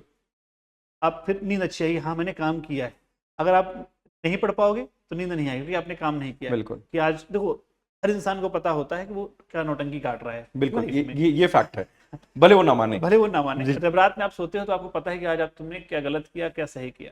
और हमारे लिए सही गलत क्या है कि अभी हम जो कर रहे हैं उस पर अच्छा करें, कम, मतलब जैसे यूपीएससी प्रिपरेशन कर रहे हैं तो दिन में एक अच्छा समय बिताएं, मतलब जितना एटलीस्ट मैंने प्लान किया है उतना हम उसको दें। अगर हम नहीं देंगे तो नींद नहीं आएगी, क्योंकि हम इरिटेट होंगे कि आज मैंने इतना पढ़ना था और मैं नहीं पढ़ पाया। बिल्कुल। अगर हाँ उसका हम रीजन ढूंढ, क्योंकि हम इंसान हर चीज़ का रीजन ढूंढते हैं, रीजन मतलब बहाना ढूंढते हैं, कहाँ थोप दें। अगर उसका पॉजिटिव रीजन मिल गया तो खुश हो जाओगे, सो जाओगे। ठीक है। अगर नेगेटिव रीजन मिल गया कि आज तो मैंने खाली दोस्तों के साथ में घूमा या इधर उधर फिर किया, तो तो फिर आपको नींद नहीं आएगी। और वो प्रोसेस है, एक दिन आना, फिर 2 दिन नहीं आना, पूरा आपका शेड्यूल खराब होगा। इससे बढ़िया है कि आप प्लान बना लें। कि जैसे मैं क्या करता था सर, जैसे मेरी 9 बजे से क्लास होती थी, तो सुबह मॉर्निंग में मैं 7 से 9 जाके लाइब्रेरी में एक टेस्ट देता था। तो मेरा एक टेस्ट हो गया 2 घंटे का सुबह सुबह, फिर 9 से मैंने क्लासेस ली, 2 ढाई 3 बजे तक अपना क्लासेस चली। फिर शाम को जैसे 5 बजे मैं जब बैठा, मैं करता था 2 सब्जेक्ट लेता था। जैसे मैंने एक बड़ा सब्जेक्ट उठाया, छोटा उठाया, जैसे एक पॉलिटी उठा ली बड़ी, साइंस एंड टेक उसके साथ उठा लिया, तो 1.5 घंटे मैंने पॉलिटी पढ़ी, 1 घंटे मैंने साइंस एंड टेक पढ़ लिया, 8-9 बज जाता था। फिर उसके बाद करंट अफेयर टाइप हो गया, इस टाइप कुछ पढ़ लिया। और फिर अगले दिन 7 से 9 जा करके मैं जो कल मैंने टेस्ट दिया था उसको एनालाइज करता था एक दिन बाद, ओके। क्योंकि फिर मेरे पास समय उतना था नहीं कि मैं आज ही टेस्ट लगाऊं और आज आज ही ही एनालाइज analyze कर कर लूँ। तो वो मेरा था कि 2 घंटे सुबह टेस्ट लगा लिया और शाम को 4-5 घंटे 6 घंटे के आसपास जितना मैक्सिमम खींच सकते हैं। इतना अभी लग रहा है कि नींद आ रही थी तो चल जाते हैं, क्योंकि शिमला में जो था ठंड ज़्यादा थी। हाँ, लाइब्रेरी में सबसे लास्ट में मैं ही जाता था, ठीक है। तो ये रहता है चलो ठीक है बाकी लोग चले गए, हालांकि मुझे उससे फर्क नहीं पड़ता कौन कब जा रहा है। लेकिन ये छोटी खुशियां होती हैं। छोटी खुशी, चलो ठीक है, हाँ। एटलीस्ट इतनी ठंड नहीं, मुझे खुशी होती थी कि रात को 11 बजे तो इतनी ठंड में हम पढ़ रहे हैं तो अच्छा लगता था कि अच्छा, चलो बिल्कुल एटलीस्ट बिल्कुल। एटलीस्ट वो कर फील। रहे हैं, वो फील कर रहे हैं। और बच्चे भी इस बात को अप्रिशिएट करते थे कि सर हम हमारा तो सर पेपर आने वाला, हम तो नहीं पढ़ रहे सर, आप पढ़ रहे हो। तो सही लगता था, चलो ठीक है, कम से कम बच्चों को भी मोटिवेट करता था मैं नहीं, बिल्कुल। कि जब मैं पढ़ सकता हूँ 12 बजे रात तक, अभी 27 पढ़ाने के 28 बाद। पढ़ाने के बाद 6 घंटे 7 घंटे क्लास लेने के बाद, तो तुम क्यों नहीं पढ़ सकते हो? तुम्हें तो सिर्फ यही करना है। अभी मेरे पास तो और 50 चीज़ें हैं, घर भी है, बहुत और सारी दोस्त भी हैं, बहुत सारी चीज़ें, आप तो अभी स्टार्ट कर रहे हो। तो बच्चे मोटिवेट होते थे इससे, तो भी करते थे, तो अच्छा लगता था कि चलो ठीक है। ये इनडायरेक्टली मोटिवेशन है बच्चों को कि भाई आपका टीचर 11 बजे रात तक पढ़ रहा है ठंड में, तो आप भी पढ़िए, सीधी सी बिल्कुल। बात। तो ऐसे से था। और ये एक चीज आपने बहुत अच्छी बोली बीच में, मैं तब आपने कहा कि आपने एक दिन टेस्ट दिया, नेक्स्ट डे एनालाइज किया। आज के समय में एक बहुत, मैं जो देख रहा हूँ चीजें आपको भी, कि बच्चे टेस्ट एनालाइज करते ही नहीं है। बहुत बड़ा ड्रॉबैक है सर ये। अगर आप 100 टेस्ट 150 टेस्ट देने के पीछे पड़े हुए हैं, और उस नहीं, टेस्ट में उनको अगर मैं पूछ दूं कि क्या क्वेश्चन पूछा था, उनको नहीं नहीं याद। पता। सर आप टेस्ट भले कब दें, 15 दिन 20 दिन, लेकिन देखो जब अब तक आप टेस्ट एनालाइज नहीं करोगे आपको पता नहीं चलेगा आपकी मिस्टेक क्या है। बिल्कुल जब तक मिस्टेक नहीं पता चलेगी तो आप काम किस पे करोगे? बिल्कुल। आप सिर्फ पढ़ रहे हो, पढ़ तो फिर तो टेस्ट देने का अगर आप एनालाइज नहीं कर रहे तो मैं मानता हूँ कि टेस्ट देने का मतलब 0% है। सेम, अगर मुझे भी ये लगता है कि यार अगर आपने एनालाइज नहीं किया, मिस्टेक्स नहीं देखी, वो सब्जेक्ट्स कौन से आप कमजोर हो, कहाँ कमजोर? क्वेश्चन रीड करने में दिक्कत कर रहे हो, अगर आपने वही नहीं देखा तो फिर आप टेस्ट दे क्यों रहे हो? अभी क्या है, बच्चे सिर्फ मार्क्स के टेस्ट दे रहे हैं, और वो ये देख रहे हैं कि बहुत सारे लोगों ने बोल दिया कि 150 टेस्ट दो, 100 टेस्ट नहीं दो, नहीं, नंबर के पीछे। क्वालिटी एकदम। हाँ। अच्छा, इसमें जैसे मैं टेस्ट को कैसे एनालाइज करते हैं मैं थोड़ा सा उसमें ब्रीफ करना चाहता हूँ। जैसे आपका करेक्ट हुआ है तो कैसे करेक्ट हुआ, या तो पूरा सही, आपको पूरी नॉलेज थी, या फिर आपने ए बी हटा दिया हाँ और लगा सी और डी में कोई हो सकता है, तो इसको एजुकेटेड गेस बोल सकते हैं। जी। वैसे तो तुक्का बोलेंगे, हाँ लेकिन एजुकेटेड गेस अगर थोड़ा सा उस भाषा में बोले तो आप देखें कि भाई आपके कितने सही हो रहे हैं। मान लीजिए आपने इस टेस्ट में 10 क्वेश्चन ऐसे किए हैं कि सी डी में सी जी। लगा दिया। अब 10 में हर इंसान का अलग अलग होता है। बिल्कुल अब आपके पता लगा 4 टेस्ट में 2 सही हो रहे हैं 8 गलत हो रहे हैं, तो आप मत करें वो काम। तो आप एनालाइज करें कि कैसे हम इसको इम्प्रूवमेंट कर सकते हैं। अच्छा, आपके हो सकता है 10 में आपके लगातार 6 से सही हो रहे हैं, तो आप करें, बिल्कुल। आपके लिए सुटेबल है ये आपकी ट्रिक। गलत अगर आपका हो रहा है तो कैसे कैसे गलत हो रहा है, आपको नॉलेज नहीं थी, आपका रिवीजन नहीं था, सिली मिस्टेक हो गई, पूछा कुछ और था आपने कुछ और समझ लिया, या इस तरीके से बहुत सारी चीजें होती। आप बी भरना था आपने सी भर दिया। बिल्कुल। ऐसी मिस्टेक सबके साथ होती, और ये सिली मिस्टेक्स हैं, आप ब्लंडर कर रहे हैं एक तरीके से। तो आप देखिए कि इस पेपर में आपने कितनी ऐसी मिस्टेक्स करी, अगले पेपर में वो नहीं होनी चाहिए। तो आप अगर आप देखेंगे तो आपका प्रीलिम्स नॉलेज तो चलो जितनी करनी थी कर लिया, इन सब चीज़ों से अगर 2-4 क्वेश्चन भी हम प्लस कर लेंगे तो आप बाउंड्री लाइन से बाहर निकल। क्योंकि कोई भी अच्छा एस्पिरेंट कभी भी 8 या 9 नंबर से 10 नंबर से फेल नहीं होता, नहीं। वो 2 या 2.5 या 3 या एक 4 दो नंबर से, नंबर, 3 नंबर, 4 और 2 question, 2 question, max 2 question. Max 2 question. So ये जो चीज है जो आपने बताई कि यार वो सिली मिस्टेक जहां पे आप ओएमआर गलत फिल कर दे रहे हो, नॉट नहीं पढ़ा आपने, हाँ। ये सब चीज आप ठीक कर सकते हो अगर आपने प्रॉपरली पेपर को एनालाइज किया। एनालाइज और आप लिखे से मैं लिखता था कि मैं सिली मिस्टेक से कितने गलत कर रहा हूँ, रिवीजन से मेरा कितना मिस्टेक हो रहा है। रिवीजन का मतलब ये है कि जो मेरे पास नोट्स हैं, जो और नोट्स नहीं पढ़ने, जो मेरे पास है उसमें वो चीज़ थी लेकिन नहीं कर पाया मैं, मेरी गलती है वो। नहीं, बहुत तो वो आपने, रिवीजन, क्योंकि आपने जो अभी जो ये रीजन दिया है, मैं कई बार बैठ के बच्चों को समझाते रह रहा हूँ कि आपको ऐसा नहीं करना, वैसा नहीं करना। बच्चे एक दिन में 2 टेस्ट दे रहे हैं, कोई मतलब नहीं उसका। मुझे भी। अगर आप एनालाइज नहीं कर रहे हैं तो कोई सेंस नहीं बनता। टेस्ट आप 200 दे दोगे, जब तक आपको गलती नहीं पता चलेगी तो काम किस पे करोगे। बिल्कुल सही बात है, ये चीज बिल्कुल बिल्कुल सही भी। और क्योंकि आप एनालाइज करोगे तो मुझे लगता है कि 30 टेस्ट 25-30 टेस्ट भी मोर देन सफिशिएंट है गलती पकड़ने के लिए, हाँ, इंप्रूव गलती करने के लिए। पकड़ने के लिए improve। उसके बाद आप देते रहे खुद के लिए, चलो ठीक है टाइम है दे रहे हैं। और ये सेम चीज मेंस में मैंने देखी है हाँ। कि मेंस में उनके माइंडसेट बन के रखा हुआ है कि मुझे 40 टेस्ट देने हैं, 30 टेस्ट देने हैं। नहीं। आपके पास नंबर ऑफ डेज 85 है पढ़ने के लिए, उसमें अगर 40 टेस्ट दोगे, 3 चीज में मैंने मुझे सर लगता है बैलेंस करना होता है। 13 टेस्ट दिए हैं टोटल जीएस के, ठीक है, 4 एसए, 4 जीएस1, 3 जीएस2, 3 जीएस3। तो इस तरीके से भी आपने ऐसे 3 दिन करके। हाँ। कि भाई कौन सा सब्जेक्ट है। और मुझे ऐसा हाँ। लगता है कि 12 टेस्ट हो जाएं, 4 मतलब 3-3 टेस्ट हर एक सब्जेक्ट के। अगर किसी सब्जेक्ट में आप कमजोर है तो उसमें 1-2 एक्स्ट्रा दे दिया आपने। हाँ। और इसके अलावा जो भी आप कर रहे हैं वो आपका ऑप्शनल, ये ऑप्शनल पे बहुत ध्यान देना होता है। ऑप्शनल एसे, ऑप्शनल और एसे और एथिक्स भी कह सकते हाँ हैं। एथिक्स भी एक तरीके अरे से। इसमें है कि पेपर टाइम पे कंप्लीट हो रहा है तो फिर नॉलेज पे काम करें आप। हाँ पेपर बिल्कुल। भाई आपका टाइम पे कंप्लीट हो रहा है तो आप नॉलेज पे काम करें। बहुत सारा मतलब हम क्या करते हैं, मिथ बना लेते हैं। किसी ने बोल दिया ये करो तो हम बस पड़ जाते हैं पीछे। अपनी चीजें अपना नहीं दिमाग देखते। लगाओ। हर इंसान का अपना एक अलग कंफर्टेबल जोन है कि वो किस में कंफर्टेबल है, किसके लिए वो क्या सुटेबल है, उस हिसाब से उस पर काम करें। ठीक है, लेकिन हाँ कुछ चीज़ें जनरल है वो करनी चाहिए। पेपर एनालिसिस है तो सबके लिए है वो, सबके लिए। वो चाहे रैंक 1 है या कोई भी है, पेपर एनालिसिस ही है। बहुत इंपॉर्टेंट चीज कह रहे हैं आप, क्योंकि ये चीज जो है वो मैं एक तरीके से इस पॉडकास्ट के माध्यम से बाकी लोगों से कहना भी चाहूंगा कि आप टेस्ट अगर दे रहे हो तो उसको एनालिसिस के लिए ही दो। अगर एनालिसिस नहीं कर पा रहे हो तो फिर आप टेस्ट अवॉइड करो। उससे बेटर क्या है कि आप अपने चीजों को रिवाइज करो। अच्छा इसमें भी कर सकते हैं कि आप 100 क्वेश्चन में टेस्ट नहीं दे पा रहे हैं, 10 का दो, एनालाइज करो, फिर 10 का दो, फिर एनालाइज करो। जैसे कभी कभी मेरा ये होता था कि मान लीजिए मैं लेट उठा, मैं 8 बजे पहुंचा लाइब्रेरी, मैं 50 क्वेश्चन का टेस्ट दे देता था। ठीक है, जरूर नहीं कि 100 का देना है, हमें सीखना है अल्टीमेटली।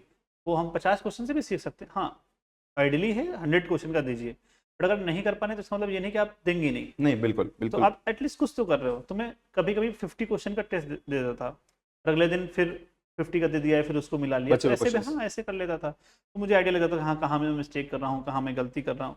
लास्ट में पीवाईक्यू एनालिसिस इंपॉर्टेंट है। इसमें एक ये भी चीज़ है कि जैसे आप पेपर निकालिए पूरा, ये नहीं कि आप पॉलिटी अलग लगा रहे हो, इकोनॉमी अलग लगा रहे हो। पेपर में सब कुछ साथ आएगा ना, बिल्कुल पॉलिटी भी आएगी, इकोनॉमी भी आएगी, साइंस एंड टेक भी आएगा। तो हमारा माइंड भी वैसे चलना चाहिए कि पॉलिटी से हम तुरंत शिफ्ट साइंस एंड टेक में कर पाएँ, साइंस एंड टेक से तुरंत हम एनवायरमेंट में शिफ्ट कर पाएँ।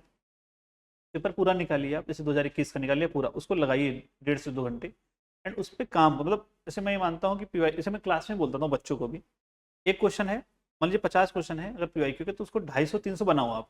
कैसे बनाओगे? बैक एनालिसिस करो, बैक इंजीनियरिंग करो कि क्वेश्चन पूछा गया है कि आसपास क्या क्या है, क्या क्या पूछा जा सकता है, पहले और क्या पूछा जा चुका है, और इसमें क्या क्वेश्चन बन सकता है। पूरा होलिस्टिक कवरेज। मतलब हर क्वेश्चन में आप 5 से 7 मिनट बिताओ। बिल्कुल। बच्चे बोलते हैं कैसे बताने हैं, तो सर्च मारो, गूगल सर्च मारो, कुछ भी चीज़ है गूगल सर्च मारो, ऑप्शन ABCD है उनका सर्च मारो। तो अगर आप हर क्वेश्चन में 5-7 मिनट बिताओगे तो बहुत सारी इन्फॉर्मेशन आपके पास आएगी, आप उसको लिखो। आप 10 ही पेपर करोगे लेकिन 10 पेपर 40 पेपर के बराबर हो जाएंगे। हाँ 40 नहीं 50 के बराबर सर हो जाएंगे, बिल्कुल। ऑब्वियस सी बात है। रेदर देन कि आप बस करते जा रहे हो। सिर्फ करने का मतलब नहीं, उसको एनालाइज करना वेरी इंपॉर्टेंट है, वेरी इंपॉर्टेंट। एक और चीज, काफी ब्रॉड है हमारा सिविल सर्विस का सिलेबस। बिल्कुल। जीएस पेपर 1 2 3 4 पढ़ते हैं। हाँ। क्या कभी आपने एथिक्स या GS2 की जो नॉलेज है वो अपने बच्चों को समझाने की कोशिश की है वहां पे फिजिक्स, जब आप फिजिक्स पढ़ा रहे हो, कभी आपने अपनी नॉलेज जो है ऐसी जो सिविल सर्विस में आपने सीखी हो, कभी वहां पे आपने उनको देने की कोशिश की? खासकर सर मैं एथिक्स सिखाता था। जैसे मैं हमेशा कुछ ना कुछ बताता रहता, जैसे ऑनेस्टी एंड इंटीग्रिटी में क्या डिफरेंस है। जी। कि अगर मैं क्लास में आ गया, अब आप अच्छे से पढ़ रहे हो तो ये ऑनेस्टी हुई। हाँ। मैं क्लास में नहीं हूँ फिर भी आप अच्छे से पढ़ो, दैट इज इंटीग्रिटी। तो आपको इंटीग्रिटी रखनी है, ना कि ऑनेस्टी रखनी। ऑनेस्टी तो रखनी है, इंटीग्रिटी का इंसान बनना है इस तरीके से। इस तरीके से मैं क्लास में बच्चों को एथिक्स की चीज़ें सिखाता रहता था, तो बच्चों को काफ़ी अच्छी भी लगती थी। कि हाँ चलो कुछ और सीखने को मिल रहा है। फिर हमेशा से ये रहता है कि हम एक अच्छे इंसान पहले बन जाएं। डॉक्टर, इंजीनियर, यूपीएससी वगैरह तो ठीक है, अच्छी बात है, बनते रहेंगे, नहीं पर हमें अच्छा इंसान बनना चाहिए। नहीं, बिल्कुल बिल्कुल बिल्कुल सही बात है। और मुझे ऐसा लगता है कि एथिक्स की जो नॉलेज है वो मतलब हाँ, सिविल सर्विस एकमात्र ऐसा वो है जहाँ पे ये चीज पढ़ाई जा रही है जहाँ पढ़ाई जा रही है, और बहुत इंपॉर्टेंट भी है आज के बहुत समय में। इंपॉर्टेंट, यस सर, बहुत बहुत। इंपॉर्टेंट। और खासकर आप जैसे जो इमोशनल स्ट्रेस और ये जो मेंटल स्ट्रेस सारी चीजें हैं, इनसे भी डील करने के लिए बहुत इंपॉर्टेंट है। पूरा इमोशनल इंटेलिजेंस हम लोग पूरा पढ़ते हैं, तो मैं बच्चों को उसको यूज करता था, इमोशनल इंटेलिजेंस की, आप इसको थोड़ा सा ऐसे करो। जैसे मैं बोलता था मिरर में आप टॉक करें, खुद से बात करो। बिल्कुल। तो मैं मोटिवेट करूंगा, 4 दिन हो गए, पेरेंट्स करेंगे 10 दिन हो गए, जब सेल्फ मोटिवेट हो जाओगे तो जरूरत है नहीं मोटिवेशन की। तो कैसे होगा? खुद से बात करो। सेल्फ टॉक सर बहुत जरूरी है, बिल्कुल। कि आपको देखो सबको पता होता है कि हम गलती क्या कर रहे हैं, बस हमें ये चाहते हैं कि दूसरा बोल दे बस। ठीक। तो अगर हम खुद से बात करेंगे तो हम एनालाइज कर सकते नहीं, हैं ये कि ये ये मिस्टेक्स क्या ये है। कभी जैसे as a teacher as a mentor हाँ, ये बहुत इंपॉर्टेंट, हम लोग को भी ये चीज लगती है कि जब हम अवेलेबल होते हैं, बच्चे बहुत सारी ऐसी बातें लेकर आते हैं। ठीक है, वही एथिक्स की नॉलेज है भाई, हाँ, आप रिफ्लेक्ट करो। बहुत यस बार सर। हम कहते हैं डायरी राइटिंग करो, ये सारी चीजें हाँ, उसी का पार्ट है। सारी चीज़ें हैं, डायरी राइटिंग हो गया, सेल्फ टॉक हो गया, मिरर टॉक हो गया, सारी चीज। तो ये सारी चीज़ें उसमें आती बिल्कुल। हैं सर। इसके अलावा जैसे रायबरेली से हाँ सर। अब सफर आपका शुरू हुआ है सिविल सर्विसेज का। आ, बहुत अभी आप घर शायद नहीं गए हैं। अभी घर नहीं गया हूँ अभी मैं घर सर, नहीं है जाऊँगा, तो आज ही जाऊँगा। अभी आज आप घर जाएंगे और वहां तो काफी भव्य स्वागत होगा आपका। राय हाँ हमारे सर। साइड एक चीज मैंने बहुत इंपॉर्टेंट देखी है, क्योंकि हम लोग पास के आसपास के ही हैं। हमारे साइड सिविल सर्विस का क्रेज बिल्कुल अलग टाइप का है। बहुत बाकी अलग टाइप का है। बाकी हर जगह है, नो डाउट हर जगह है। हम्म, लेकिन UP east, central UP, UP east, Bihar में अलग ही कल्चर चला रहा क्रेज है है। Sir, yes sir. ठीक है। तो काफी क्या क्या उम्मीद कर रहे हैं वहां से? आपने रैली उली के लिए कुछ बोला है, मना कर दिया है? क्योंकि मुझे ऐसा लगता है कि कुछ। नहीं सर, मेरा ऐसा है कि मैं इन सब चीज़ों में थोड़ा कम विश्वास करता हूँ। बहुत अच्छी तो बात मैंने है। अभी घर में, जैसे मैंने घर में बताया कि मैं परसों आ रहा हूँ, ठीक है। लेकिन मैं कल सुबह पहुँच जाऊँगा, ठीक है। ताकि कोई उस तरह की चीज़ हो ही ना पाए। अरे बहुत अच्छी बात है, नहीं बिल्कुल तो सही। और मतलब मुझे लगता है कि ठीक है, अच्छी बात है, मतलब वो अभी खुश है। लाइफ में बहुत अचीव करना है। बिल्कुल। और हाँ, ये बड़ी बात है, बट अभी और बहुत, अभी तो नापी स्टेपिंग है स्टोन है, हाँ गिट्टी भर बोलिए। जमी, अभी तो पूरा आसमां बाकी अरे है। क्या बात है, बिल्कुल तो बिल्कुल ये सही। चीजें हैं सर। तो एक सवाल इसी चीज पे बनता है कि हमारी साइड इतना क्रेज क्यों है सिविल सर्विसेज का? आपको क्या रीजन लगता है? सर अगर मैं रीजन पे जाऊँ तो हमारी तरफ सर, जैसे सिंपल सा मैं बता रहा हूँ, मैं उस्मानाबाद में पढ़ा रहा था, महाराष्ट्र में पढ़ता है, 12th का बच्चा है। तो बेटा नीट आप कर रहे हो या जेई आप कर रहे हो, चलो आपका नहीं हुआ तो क्या करोगे? सर हम बिजनेस करेंगे। किसका बिजनेस करोगे? सर शुगर फैक्ट्री खोलेंगे, या सर इस इम्पोर्ट एक्सपोर्ट का बिजनेस करेंगे। आप यूपी के 12th क्लास के बच्चे से बात करिए, क्या करोगे? सर जेई नीट करेंगे। अच्छा ये नहीं हुआ तो क्या करेंगे? बीएससी करेंगे, या बस नॉर्मल कुछ और जॉब कर लेंगे, है ना? तो ये, या फिर यूपीएससी प्रिपरेशन करने जाएंगे। तो ये थोड़ा सा अंतर है कि हमारी तरफ अपॉर्चुनिटीज कम है सर। जी। तो वो फिर बच्चा क्या करता है? गवर्नमेंट जॉब, एसएससी या एसएससी हो गया, या फिर एयरफोर्स नेवी, या हम लोग 12th के बाद, हमारे मेरे काफ़ी सारे दोस्त 12th के बाद एयरफोर्स नेवी वगैरह में हैं। तो अपॉर्चुनिटीज़ कम है, तो हम गवर्नमेंट की तरफ देखते हैं कि हाँ बिल्कुल। भाई क्या जॉब है, दीजिए हमें। और तो ये सबसे। हाँ, ये फिर लगता है कि अच्छा जब जॉब ही करनी है तो थोड़ा सा और मेहनत करके, तो ये इसका क्रेज इसलिए बना हुआ है। अगर हम लोग अगर प्राइवेट सेक्टर की तरफ अगर ज़्यादा जाने लगे, तो यूएस वगैरह है, मतलब अच्छा खासा अगर हमारी तरफ बिजनेस होने लगे, या फिर इंडस्ट्रीज आ जाए, में भी डेवलपमेंट हो जाए, तो शायद सक्सेस कम हो जाएगा। ये सर मेरे लिए नहीं, बहुत बड़ा बिल्कुल रीज़न है कि हमारे पास जॉब ही नहीं, दिक्कत ये। बिल्कुल। एज अ टीचर मैं आपसे बहुत कनेक्ट भी कर पा रहा हूँ, क्योंकि मैं भी हाँ एज अ मेंटर एक चीज मैं आपसे पूछना चाहूंगा कि बहुत सारे लोग इस साइकिल में फंसे हुए हैं। बिल्कुल सर। आपको पता है, आपने पहले भी देखा होगा जब आप जेई वगैरह पढ़ा रहे होंगे, हाँ सर। सिविल सर्विस के साइकिल में बहुत सारे लोग फंसे हुए हैं जो कभी कभी नहीं, जिनको लगता है कि ये उनके लिए एंड ऑफ जर्नी है, और उस हाँ, साइकिल में उनको पता है कि वो अच्छा नहीं कर रहे हैं तो भी वो फंसे रहना चाहते हैं। ठीक है, ऐसे लोगों के लिए क्या कहेंगे आप कि भाई कैसे इस साइकिल में से अगर आपको सिविल सर्विस करनी ही है, हाँ। किस तरीके से अपने आप को वापस से रिवाइटलाइज करिए करिए? या फिर अगर मान के चलिए कि आपको ये बात क्लियर हो चुकी है कि अब आपको इतना मोटिवेशन नहीं है, तो कैसे निकल के आप अपनी बाकी चीज, अपनी लाइफ को और आगे बढ़ा सकते हैं? सर मतलब चीज़ों को हम बस रेंडमली फॉलो ना करें, जाने उसको, ठीक है, और जान के उसको फॉलो अप भी करें। जैसे मान लीजिए आपको अगर लग रहा है कि आपने 2 से 3 अटेम्प्ट बहुत सीरियसली दिए हैं, जॉब वगैरह छोड़ करके बिल्कुल फुली डेडिकेट दिया है, और फिर भी अगर चीज़ें नहीं बन रही हैं, तो ऐसा नहीं है कि आप में कमी है। कभी कभी ये होता है कि हमें उस समय पर चीज़ें नहीं मिलती, और ये किसी के साथ भी हो सकता है। तो हम किसी और जगह थोड़ा दिमाग लगाएं कि हम और क्या कर सकते हैं, बिल्कुल। क्योंकि हर इंसान के अंदर यूनिक है, सबके अंदर ईश्वर ने कुछ ना कुछ जो एप्टीट्यूड या एटीट्यूड डाला हुआ है, हम उस पर काम करें। हाँ, अगर हमें लगता है कि चलो अच्छा, कभी कभी ब्रेक भी लेना बड़ा ज़रूरी होता है। हाँ। जैसे मैं 2025 वाला फिल्म्स नहीं दूंगा, क्योंकि मैं 2-3 साल 4 साल से इसमें हूँ, तो थोड़ा सा एग्जॉस्टिव प्रोसेस है, तो मैं एग्जॉस्ट हो चुका हूँ, तो मैं ये ब्रेक लेकर फिर अगला वाला दूंगा। तो ये इसमें मैं यही कहना चाहूँगा कि थोड़ा सा आप एनालाइज करें। अगर आपको लगता है कि आपने 3-4 साल अच्छे से दे दिया है, फिर भी चीज़ें नहीं बन रही, ब्रेक ले लो, कुछ और करो, वहाँ कुछ सीखोगे और हो सकता है एक फ्रेशनेस के साथ फिर दोगे और फिर चीज़ें बन जाएँ। नहीं बिल्कुल। तो ये मतलब ये कर सकते हैं आप। अभी अभी आपका रिजल्ट आया, बाकी लोगों का रिजल्ट आया, बहुत सारे आपके खुद के दोस्त होंगे, हाँ मैं सर। जानता हूँ बहुत सारे आपके दोस्तों को जिनका जिनका नहीं हुआ, यस। काफियों का हुआ, और जिनका नहीं होता है क्योंकि लीस्ट में मतलब इंटरव्यू देने के बाद आप बहुत क्लोज रहते हो प्रोसेस यस के, सर। हाँ, और जब उसके बाद नहीं होता है आपका बहुत तो दुख होता बहुत ज्यादा हार्ट ब्रेक होता है। है, बहुत ज़्यादा होता मुझे है। लगता है कि हार्ट ब्रेक प्री और मेंस नहीं होने से ज्यादा होता है हार्ट ब्रेक जब इंटरव्यू में आपका नहीं होता। आपके पास ऐसा एक्सपीरियंस नहीं है, तो यस सर। अच्छी बात है कि आपको ऐसा एक्सपीरियंस मिले बिना, लेकिन उनके लिए आप क्या कहेंगे जो जो लीस्ट में जिनको अपना नाम नहीं मिला? सर हम इंटरव्यू देके जाते हैं, चाहे घर हो या दोस्तों के बीच, तो सब लोग ये बोलते हैं कि हाँ तुम्हारा हो जाएगा। इन बिल्कुल। जनरल सब यही बोलते हैं, टीचर्स भी यही बोलते हैं कि हाँ तुम क्लोज हो, चांसेस हाई हैं। तो हमें एक सेल्फ एक्सपेक्टेशन होती है। बिल्कुल। भले हम दुनिया को बोलते रहे कि नहीं नहीं अरे मेरा तो नहीं होगा, मेरा तो ऐसा हो गया, मेरा तो ऐसा हो गया, मेरा मेंस अच्छा नहीं गया था, आप बोलते हैं ऐसा। बिल्कुल। बट जब हम रात में अकेले होते हैं तो लगता है कि हाँ हो सकता है, चीज़ें क्लोज बन सकती हैं, या एटलीस्ट लास्ट रैंक आ जाए। एक इंटरव्यू रिजल्ट आने के एक दिन पहले हम यही सोचते हैं कि एटलीस्ट लास्ट रैंक आ जाए, उस पीडीएफ में नाम आ जाए, बस ठीक है। और हम मन्नत भी मांग लेते हैं कि हम ये कर लेंगे, हाँ वो कर ये लेंगे, बिल्कुल। होता है। जैसे मैंने तिरुपति में गया, वहाँ मन्नत मांगी मैंने कि मैं जाऊँगा, पर होता है, ह्यूमन नेचर है, हम सब डरे होते हैं और डरते हैं तो भगवान को याद करते हैं। ऐसे भले हम भगवान को याद ना करें, नहीं। सिंपल सी बात है। तो हमारे मेरा खासी दोस्त है, हम लोग साथ ही इंटरव्यू का प्रिपरेशन कर रहे थे, तो उनका नहीं हुआ। तो ऑब्वियस सी बात है कि मुझे काफ़ी दुख हुआ कि भाई हम लोग साथ कर रहे थे, साथ ही कॉलेज के हैं। बट यही है कि कुछ और बड़ा लिखा होगा लाइफ में, नहीं बिल्कुल। कुछ और बड़ा लिखा होगा। तो हमें बस यही एक, एंड ऑफ हाँ, स्टोरी नहीं है, end of end of journey. Story नहीं है, एंड ऑफ जर्नी नहीं है, यूपीएससी ही लाइफ नहीं है, लाइफ एक पार्ट है। बिल्कुल ये। तो जितना हम उसको खूबसूरत बना सके उतना हमारे लिए अच्छा होगा। अगर हो गया तो अच्छी बात, नहीं तो कुछ और लाइफ में लिखा है। अच्छा, बहुत लोग ऐसे हैं जो यूपीएससी की प्रिपरेशन की और शायद सक्सेस नहीं मिला, अपने फील्ड में बहुत अच्छा अच्छा काम कर रहे हैं। बिल्कुल। तो हमें उनसे मोटिवेशन लेना चाहिए कि हम भी बहुत अच्छा काम कर सकते हैं। तो ऐसा है सर। ईश्वर की बात की आपने, हाँ कितना वो है आपको, कितना बिलीफ है आपको स्पिरिचुअलिटी के ऊपर या फिर भगवान के ऊपर, मतलब कितना ज्यादा आप मानते हैं? सर, इसमें मतलब अगर मैं ईश्वर पे बात जाऊँ तो मेरा ये है कि खुद को जानना ही ईश्वर है। मतलब सेल्फ अवेयरनेस, अंदर मतलब अपने आप को जानो। जैसे मैं साइंस को बोलता हूँ कि साइंस एक एक्सटर्नल इन्वायरमेंट है, तो स्पिरिचुअलिज्म इंटरनल इन्वायरमेंट है। अगर खुद को आप अंदर से जान गए तो वही ईश्वर है। लेकिन ये तो स्पिरिचुअलिटी हो गई। इन जनरल हम लोग इंसान हैं, आसपास देखते हैं, घर वाले बोलते हैं कि यहाँ चले जाओ, वहाँ मंदिर चले जाओ, यहाँ चले जाओ।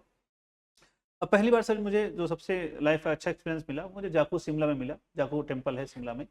तो मैं वहाँ से अपने आप को बहुत ज़्यादा कनेक्टेड पाता हूँ। मतलब बहुत, मैं अगर वहाँ रहता हूँ तो एनर्जेटिक, मतलब एक होता है, अगर मुझे कुछ भी दिक्कत होती है तो मैं वहीं की, जैसे मैं मेरा जब भी मेंस का रिजल्ट आया, प्रीलिम्स आया या इंटरव्यू आया, तो मैं हमेशा यही स्टेटस लगाता हूँ कि सब कुछ आपसे ही है। तो वहाँ से मैं अच्छा कनेक्टेड पाता हूँ। हालांकि मैं बहुत ज़्यादा रिलीजियस पर्सन नहीं हूँ, बट वहाँ से मैं एक अच्छा कनेक्शन पाता हूँ, और मुझे कुछ भी दिक्कत होती है तो मैं तुरंत उनका ही नाम याद रखता हूँ। और मैं चाहे प्रीलिम्स हो या मेंस हो, अभी मैं फिर वहाँ जाऊँगा, तो मैं मतलब जाता रहता हूँ प्रीलिम्स के बाद या मेंस के बाद, या अभी इंटरव्यू के बाद भी गया था, और अभी रिजल्ट आया तो फिर उसके बाद भी जाऊँगा। तो मैं अच्छा कनेक्शन पाता हूँ। मुझे मतलब कनेक्शन मतलब ये है कि पॉजिटिव एनर्जी मिलती है, और जो चीज़ आपको पॉजिटिव करे वो कुछ भी हो सकता है। जैसे हमारे पीछे पेड़ लगा हुआ है छोटा सा, पॉजिटिव एनर्जी प्रोवाइड कर बिल्कुल। रहा है, अच्छी लाइटिंग है, पॉजिटिव एनर्जी प्रोवाइड कर रही है, तो हमें थैंकफुल होना चाहिए, चाहे वो लिविंग थिंग्स हो या नॉन लिविंग थिंग्स। नहीं नहीं, बहुत बहुत बहुत सही बात बोली। आज हमारा जो कन्वर्सेशन ये हुआ, बहुत इंसाइटफुल कन्वर्सेशन हुआ, हमने काफी चीजों के बारे में बात हाँ की सर। है। और ये जो अभी इस बार जो आपके नीट जेई का एग्जाम है, ये कब है, मतलब? सर अभी 5 मई को नीट का एग्ज़ाम होने वाला है। 5 मई को तो अभी बच्चे टेस्ट वगैरह दे रहे हैं, टेस्ट? लास्ट टाइम है बिल्कुल। इसलिए मैं आ पाया क्योंकि बच्चे टेस्ट वगैरह दे रहे हैं, तो अपने में वो लगे हुए हैं, ठीक। लास्ट टाइम चल रहा है, तो ज़्यादा कोचिंग नहीं आते, अपना रूम में ही अपना जितना हो मतलब मैं भी ये बोलता हूँ कि लास्ट का जो 10 दिन है, जितना आपने पढ़ लिया दैट इज सफिशेंट। अब उसको ही बार बार पढ़ें, रेदर देन कुछ नया पढ़ने नया। की कोई ज़रूरत नहीं है। तो इसलिए मैं आ पाया, नहीं तो हो सकता है मैं और लेट आता शायद। नहीं नहीं बिल्कुल। और आप हमारे माध्यम से भी उनको ऑल द वेरी बेस्ट बोल सकते हैं। हाँ सर। इसके अलावा 25 तारीख को प्रीलिम्स है, वो जो सारे लोग जो इस बार प्रीलिम्स देंगे, वो एक तरीके से जो चीज़ आपने अचीव की उसके लिए वापस से पूरी तरीके से तैयारी हाँ कर सर। रहे हैं, हाँ सर। उनको भी उनके लिए भी आप। ऑल द बेस्ट कि आप ठीक है। आप अपना 100, मतलब मैं हमेशा क्लास में बोलता हूँ, जितनी भी आपके अंदर नन्ही सी जान है सारी लगा दीजिए, बाकी उस ऊपर वाले पे छोड़ दीजिए। आप जब से हमारे पास आए, हाँ ठीक सर। है, उसके बाद आप रेगुलर थे, फिजिक्स फिजिक्स आपका ऑप्शनल था, हमने क्वेश्चंस प्रिपेयर किए, सारी हाँ चीज़ें सारा किया था। हमने प्रैक्टिस की। बिल्कुल सर। काफ़ी उस समय ठंड थी, ठीक ठंड है, काफ़ी थी, दिसंबर का महीना था। दिसंबर। और काफी अच्छे से हमारा हमारा जो जो हमारा इंटरेक्शन हुआ, जो हाँ, चीजें हुई, काफी हम इसमें लोग। मैं बताता हूँ, जैसे जो मेरा आप जिस दोस्त की आप बात कर रहे हैं उसका भी नाम अमित अमित ही ही है। है, बिल्कुल। तो हम लोग लाइब्रेरी में साथ पढ़ रहे थे, तो मैंने बोला कहाँ, उस एक दिन कॉपी किताब उठाया उसने, वो जाने लगा, मैंने कहाँ जा रहे हो, तो बोला अंकित सर और अनुपम सर के पास जा रहा हूँ। तो मैंने कहा अच्छा, तो बोले, मैंने कहा कैसे कैसे, तो उन्होंने सारा बताया, तो मैंने कहा मुझे मिलवाना। तो उस दिन शायद फिर उसने कॉल किया और आप शायद नहीं थे, जी तो फिर अगले दिन मेरे को लेकर आया। जी तो जब मैं यहाँ आया तो मैंने कहा अच्छा ठीक है, तो मैंने फिर डिस्कशन किया आपके साथ और काफ़ी अच्छा लगा, जी और मतलब सीखने को मिला। जी। और जब भी सीखने को मिलता है तो अच्छा लगता है। नहीं बिल्कुल, फिर वो एक लंबी जर्नी थी, वो पूरा बिल्कुल। इंटरव्यू के प्रिपरेशन के टाइम में फिर और भी बहुत सारी चीज़ों पे बातें हुई, तो वो काफ़ी सारा अच्छा था। मतलब उस दौरान मैं रेगुलर ही हो गया था, कभी आपके पास बैठता था, कभी मतलब 4-4 घंटे 5-5 घंटे मैं लगातार बिल्कुल बैठा हूँ बिल्कुल। यहाँ पे। तो कभी अनुपम सर के साथ बैठा हूँ, कभी आपके साथ बैठा हूँ, तो वो जो इंटरेक्शन था वो काफ़ी हेल्पफुल था। वाह, और अमित ने ही मुझे फोन किया हाँ और उन्होंने कहा, जब मैंने अमित से पूछा कि यार आप लोग का नाम बहुत सिमिलर है लिस्ट हाँ में, अमित ज्यादा, कैसे मैं उनको पहचानूं, तो उन्होंने कहा कि उनकी दो दोस्त हैं, एक हाँ। आप और एक काजल करके की और दोस्त थी, उनका अच्छा सिलेक्शन अच्छा। हुआ था। उन्होंने मुझे बोला कि सर सिलेक्शन हो गया, और उसी वक्त जब हमारी बात हुई तो हाँ हाँ। आपने, तो ये चीज थी, काफी काफी खुशी नहीं, हुई इस बात की। मैंने एक्चुअली मेरा नंबर थोड़ा दिक्कत आ रही थी, मेरा नंबर उड़ गया था आपका, तो मैंने अमित अमित से मैं नंबर मांगा आपका, तो जब तक आप नंबर हाँ दिए खुद तब ही। तक आपका मैसेज आ गया, तो फिर मैंने खुद से कॉल किया। नहीं नहीं, मैंने कहा बहुत ऐसा हम ऐसा। लोग को यहाँ पे बहुत खुशी हुई। और क्योंकि क्योंकि जैसे जैसे जब आप कनेक्टेड फील करते हो, क्योंकि हाँ सर, जो प्रोसेस है वो पर्सनल हो जाता है, जब आप कहीं पे 4-5 घंटे बैठते हो तो आपके बारे में ऊपर नीचे सारी बातें हो बातें जाती हैं। होती हैं, यस सर। और एक काफी खुशी हुई हम लोगों को इस बात और की जब हम कि लोग कई बार बैठे हैं, कई बार मतलब कई उस दौरान तो डेली बैठते थे, डेली। डेली लगभग लोग बैठते थे नहीं, सर। ये एक तरीके से मतलब आपका हुआ, आप जैसे बहुत सारे और लोगों का हो, हाँ, क्योंकि आप जैसे लोग ज्यादा मोटिवेट कर सकते हैं, क्योंकि लोग कनेक्ट कर पाएंगे कि हाँ कनेक्ट। भाई, जॉब भी कर रहे थे, मेहनत भी कर रहे थे, कोई बहुत ही एक्स्ट्राऑर्डिनरी बैकग्राउंड नहीं है, हाँ सर। आपने खुद से खुद को बिल्ड किया है। इवन बहुत ज्यादा मतलब मुझे पूरी तरीके से नहीं पता, लेकिन फैमिली की रिस्पॉन्सिबिलिटीज भी थी हाँ, आपके पूरी ऊपर। उन रिस्पॉन्सिबिलिटीज। सब चीजों को पूरा करते हुए आपने एग्जाम को निकाला, तो ये हर उन, ये वीडियो या फिर ये चीज जो जो भी ये बातें सुनेगा, ये हर उन लोगों के लिए है जो लोग ये सोचते हैं कि यूपीएससी करने के लिए आपको 14-18 घंटे बैठना ही नहीं सर, पड़ेगा। ऐसा नहीं है। ठीक है, ये बहुत अच्छा। जितना बैठ रहे हो 100% बैठो। बिल्कुल, फुल्ली एफिशिएंसी ज्यादा फुल्ली माइंड के इंपॉर्टेंट है, साथ। सिटिंग आवर्स उतने इंपॉर्टेंट नहीं होते। आप सीरियस बैठिए। एक बहुत अच्छी बात आपने कही, टेस्ट एनालिसिस की, कि एनालाइज करिए अपने मिस्टेक्स को। बहुत बहुत जरूरी है फिर सर। आपने जो एक और बहुत अच्छी बात बताई वो ये थी कि यार, अगर आप साइकिल के अंदर फंसे हुए हैं तो भाई आप देखो, अगर आपका मतलब इतना ज्यादा आपका मन नहीं है तो बाहर निकलो, it's not end of journey. और अगर मन है, एग्जॉस्टेड फील कर रहे हैं, थोड़ा ब्रेक ले सकते हैं आप, और मैं फिर खुद वापस वही से। करने जा रहा हूँ। नहीं बिल्कुल बिल्कुल, आप यहाँ पर आए, बहुत अच्छा लगा। थैंक यू सर, थैंक ठीक यू है। So much sir. अरे नहीं, और इसके बाद जैसा आपने बताया कि नेक्स्ट ईयर आप प्रिपेयर कर रहे हैं, उसके लिए ऑल द वेरी बेस्ट। इसके थैंक यू अलावा सर। अभी आप फाउंडेशन जाएंगे, हाँ उसके लिए, उस एक्सपीरियंस के लिए भी हम जरूर बात करेंगे। जब आप फाउंडेशन से हाँ, लौटेंगे तो हम जरूर बात करेंगे कि बिल्कुल आपका सर। फाउंडेशन का एक्सपीरियंस कैसा हो, क्योंकि बहुत सारे लोग जानना चाहते हैं कि मसूरी में एक्सपीरियंस कैसा वहाँ का होता है। एक्सपीरियंस ऐसा होता है ठीक सर। है। वहां पे जाने के बाद हम वापस एक बार मुलाकात करेंगे। एक बार मैं कोशिश करूंगा, क्योंकि फिजिक्स आपका फोर्टे रहा है और फिजिक्स एक ऐसा ऑप्शन रहा है जहां पे इंफॉर्मेशन की कमी रही है, तो हाँ हो सकता है कि मैं आपको एक बार फिर से परेशान करूं फिजिक्स के बारे में लोगों को बताने के लिए, ताकि जो लोग फिजिक्स में एज एन ऑप्शन रखना चाहते हैं वो आपसे जान सकें। ठीक है। यहाँ पर आए आप, बहुत अच्छा लगा, thank thank you you very sir, much. Thank you so much ठीक, सर। अरे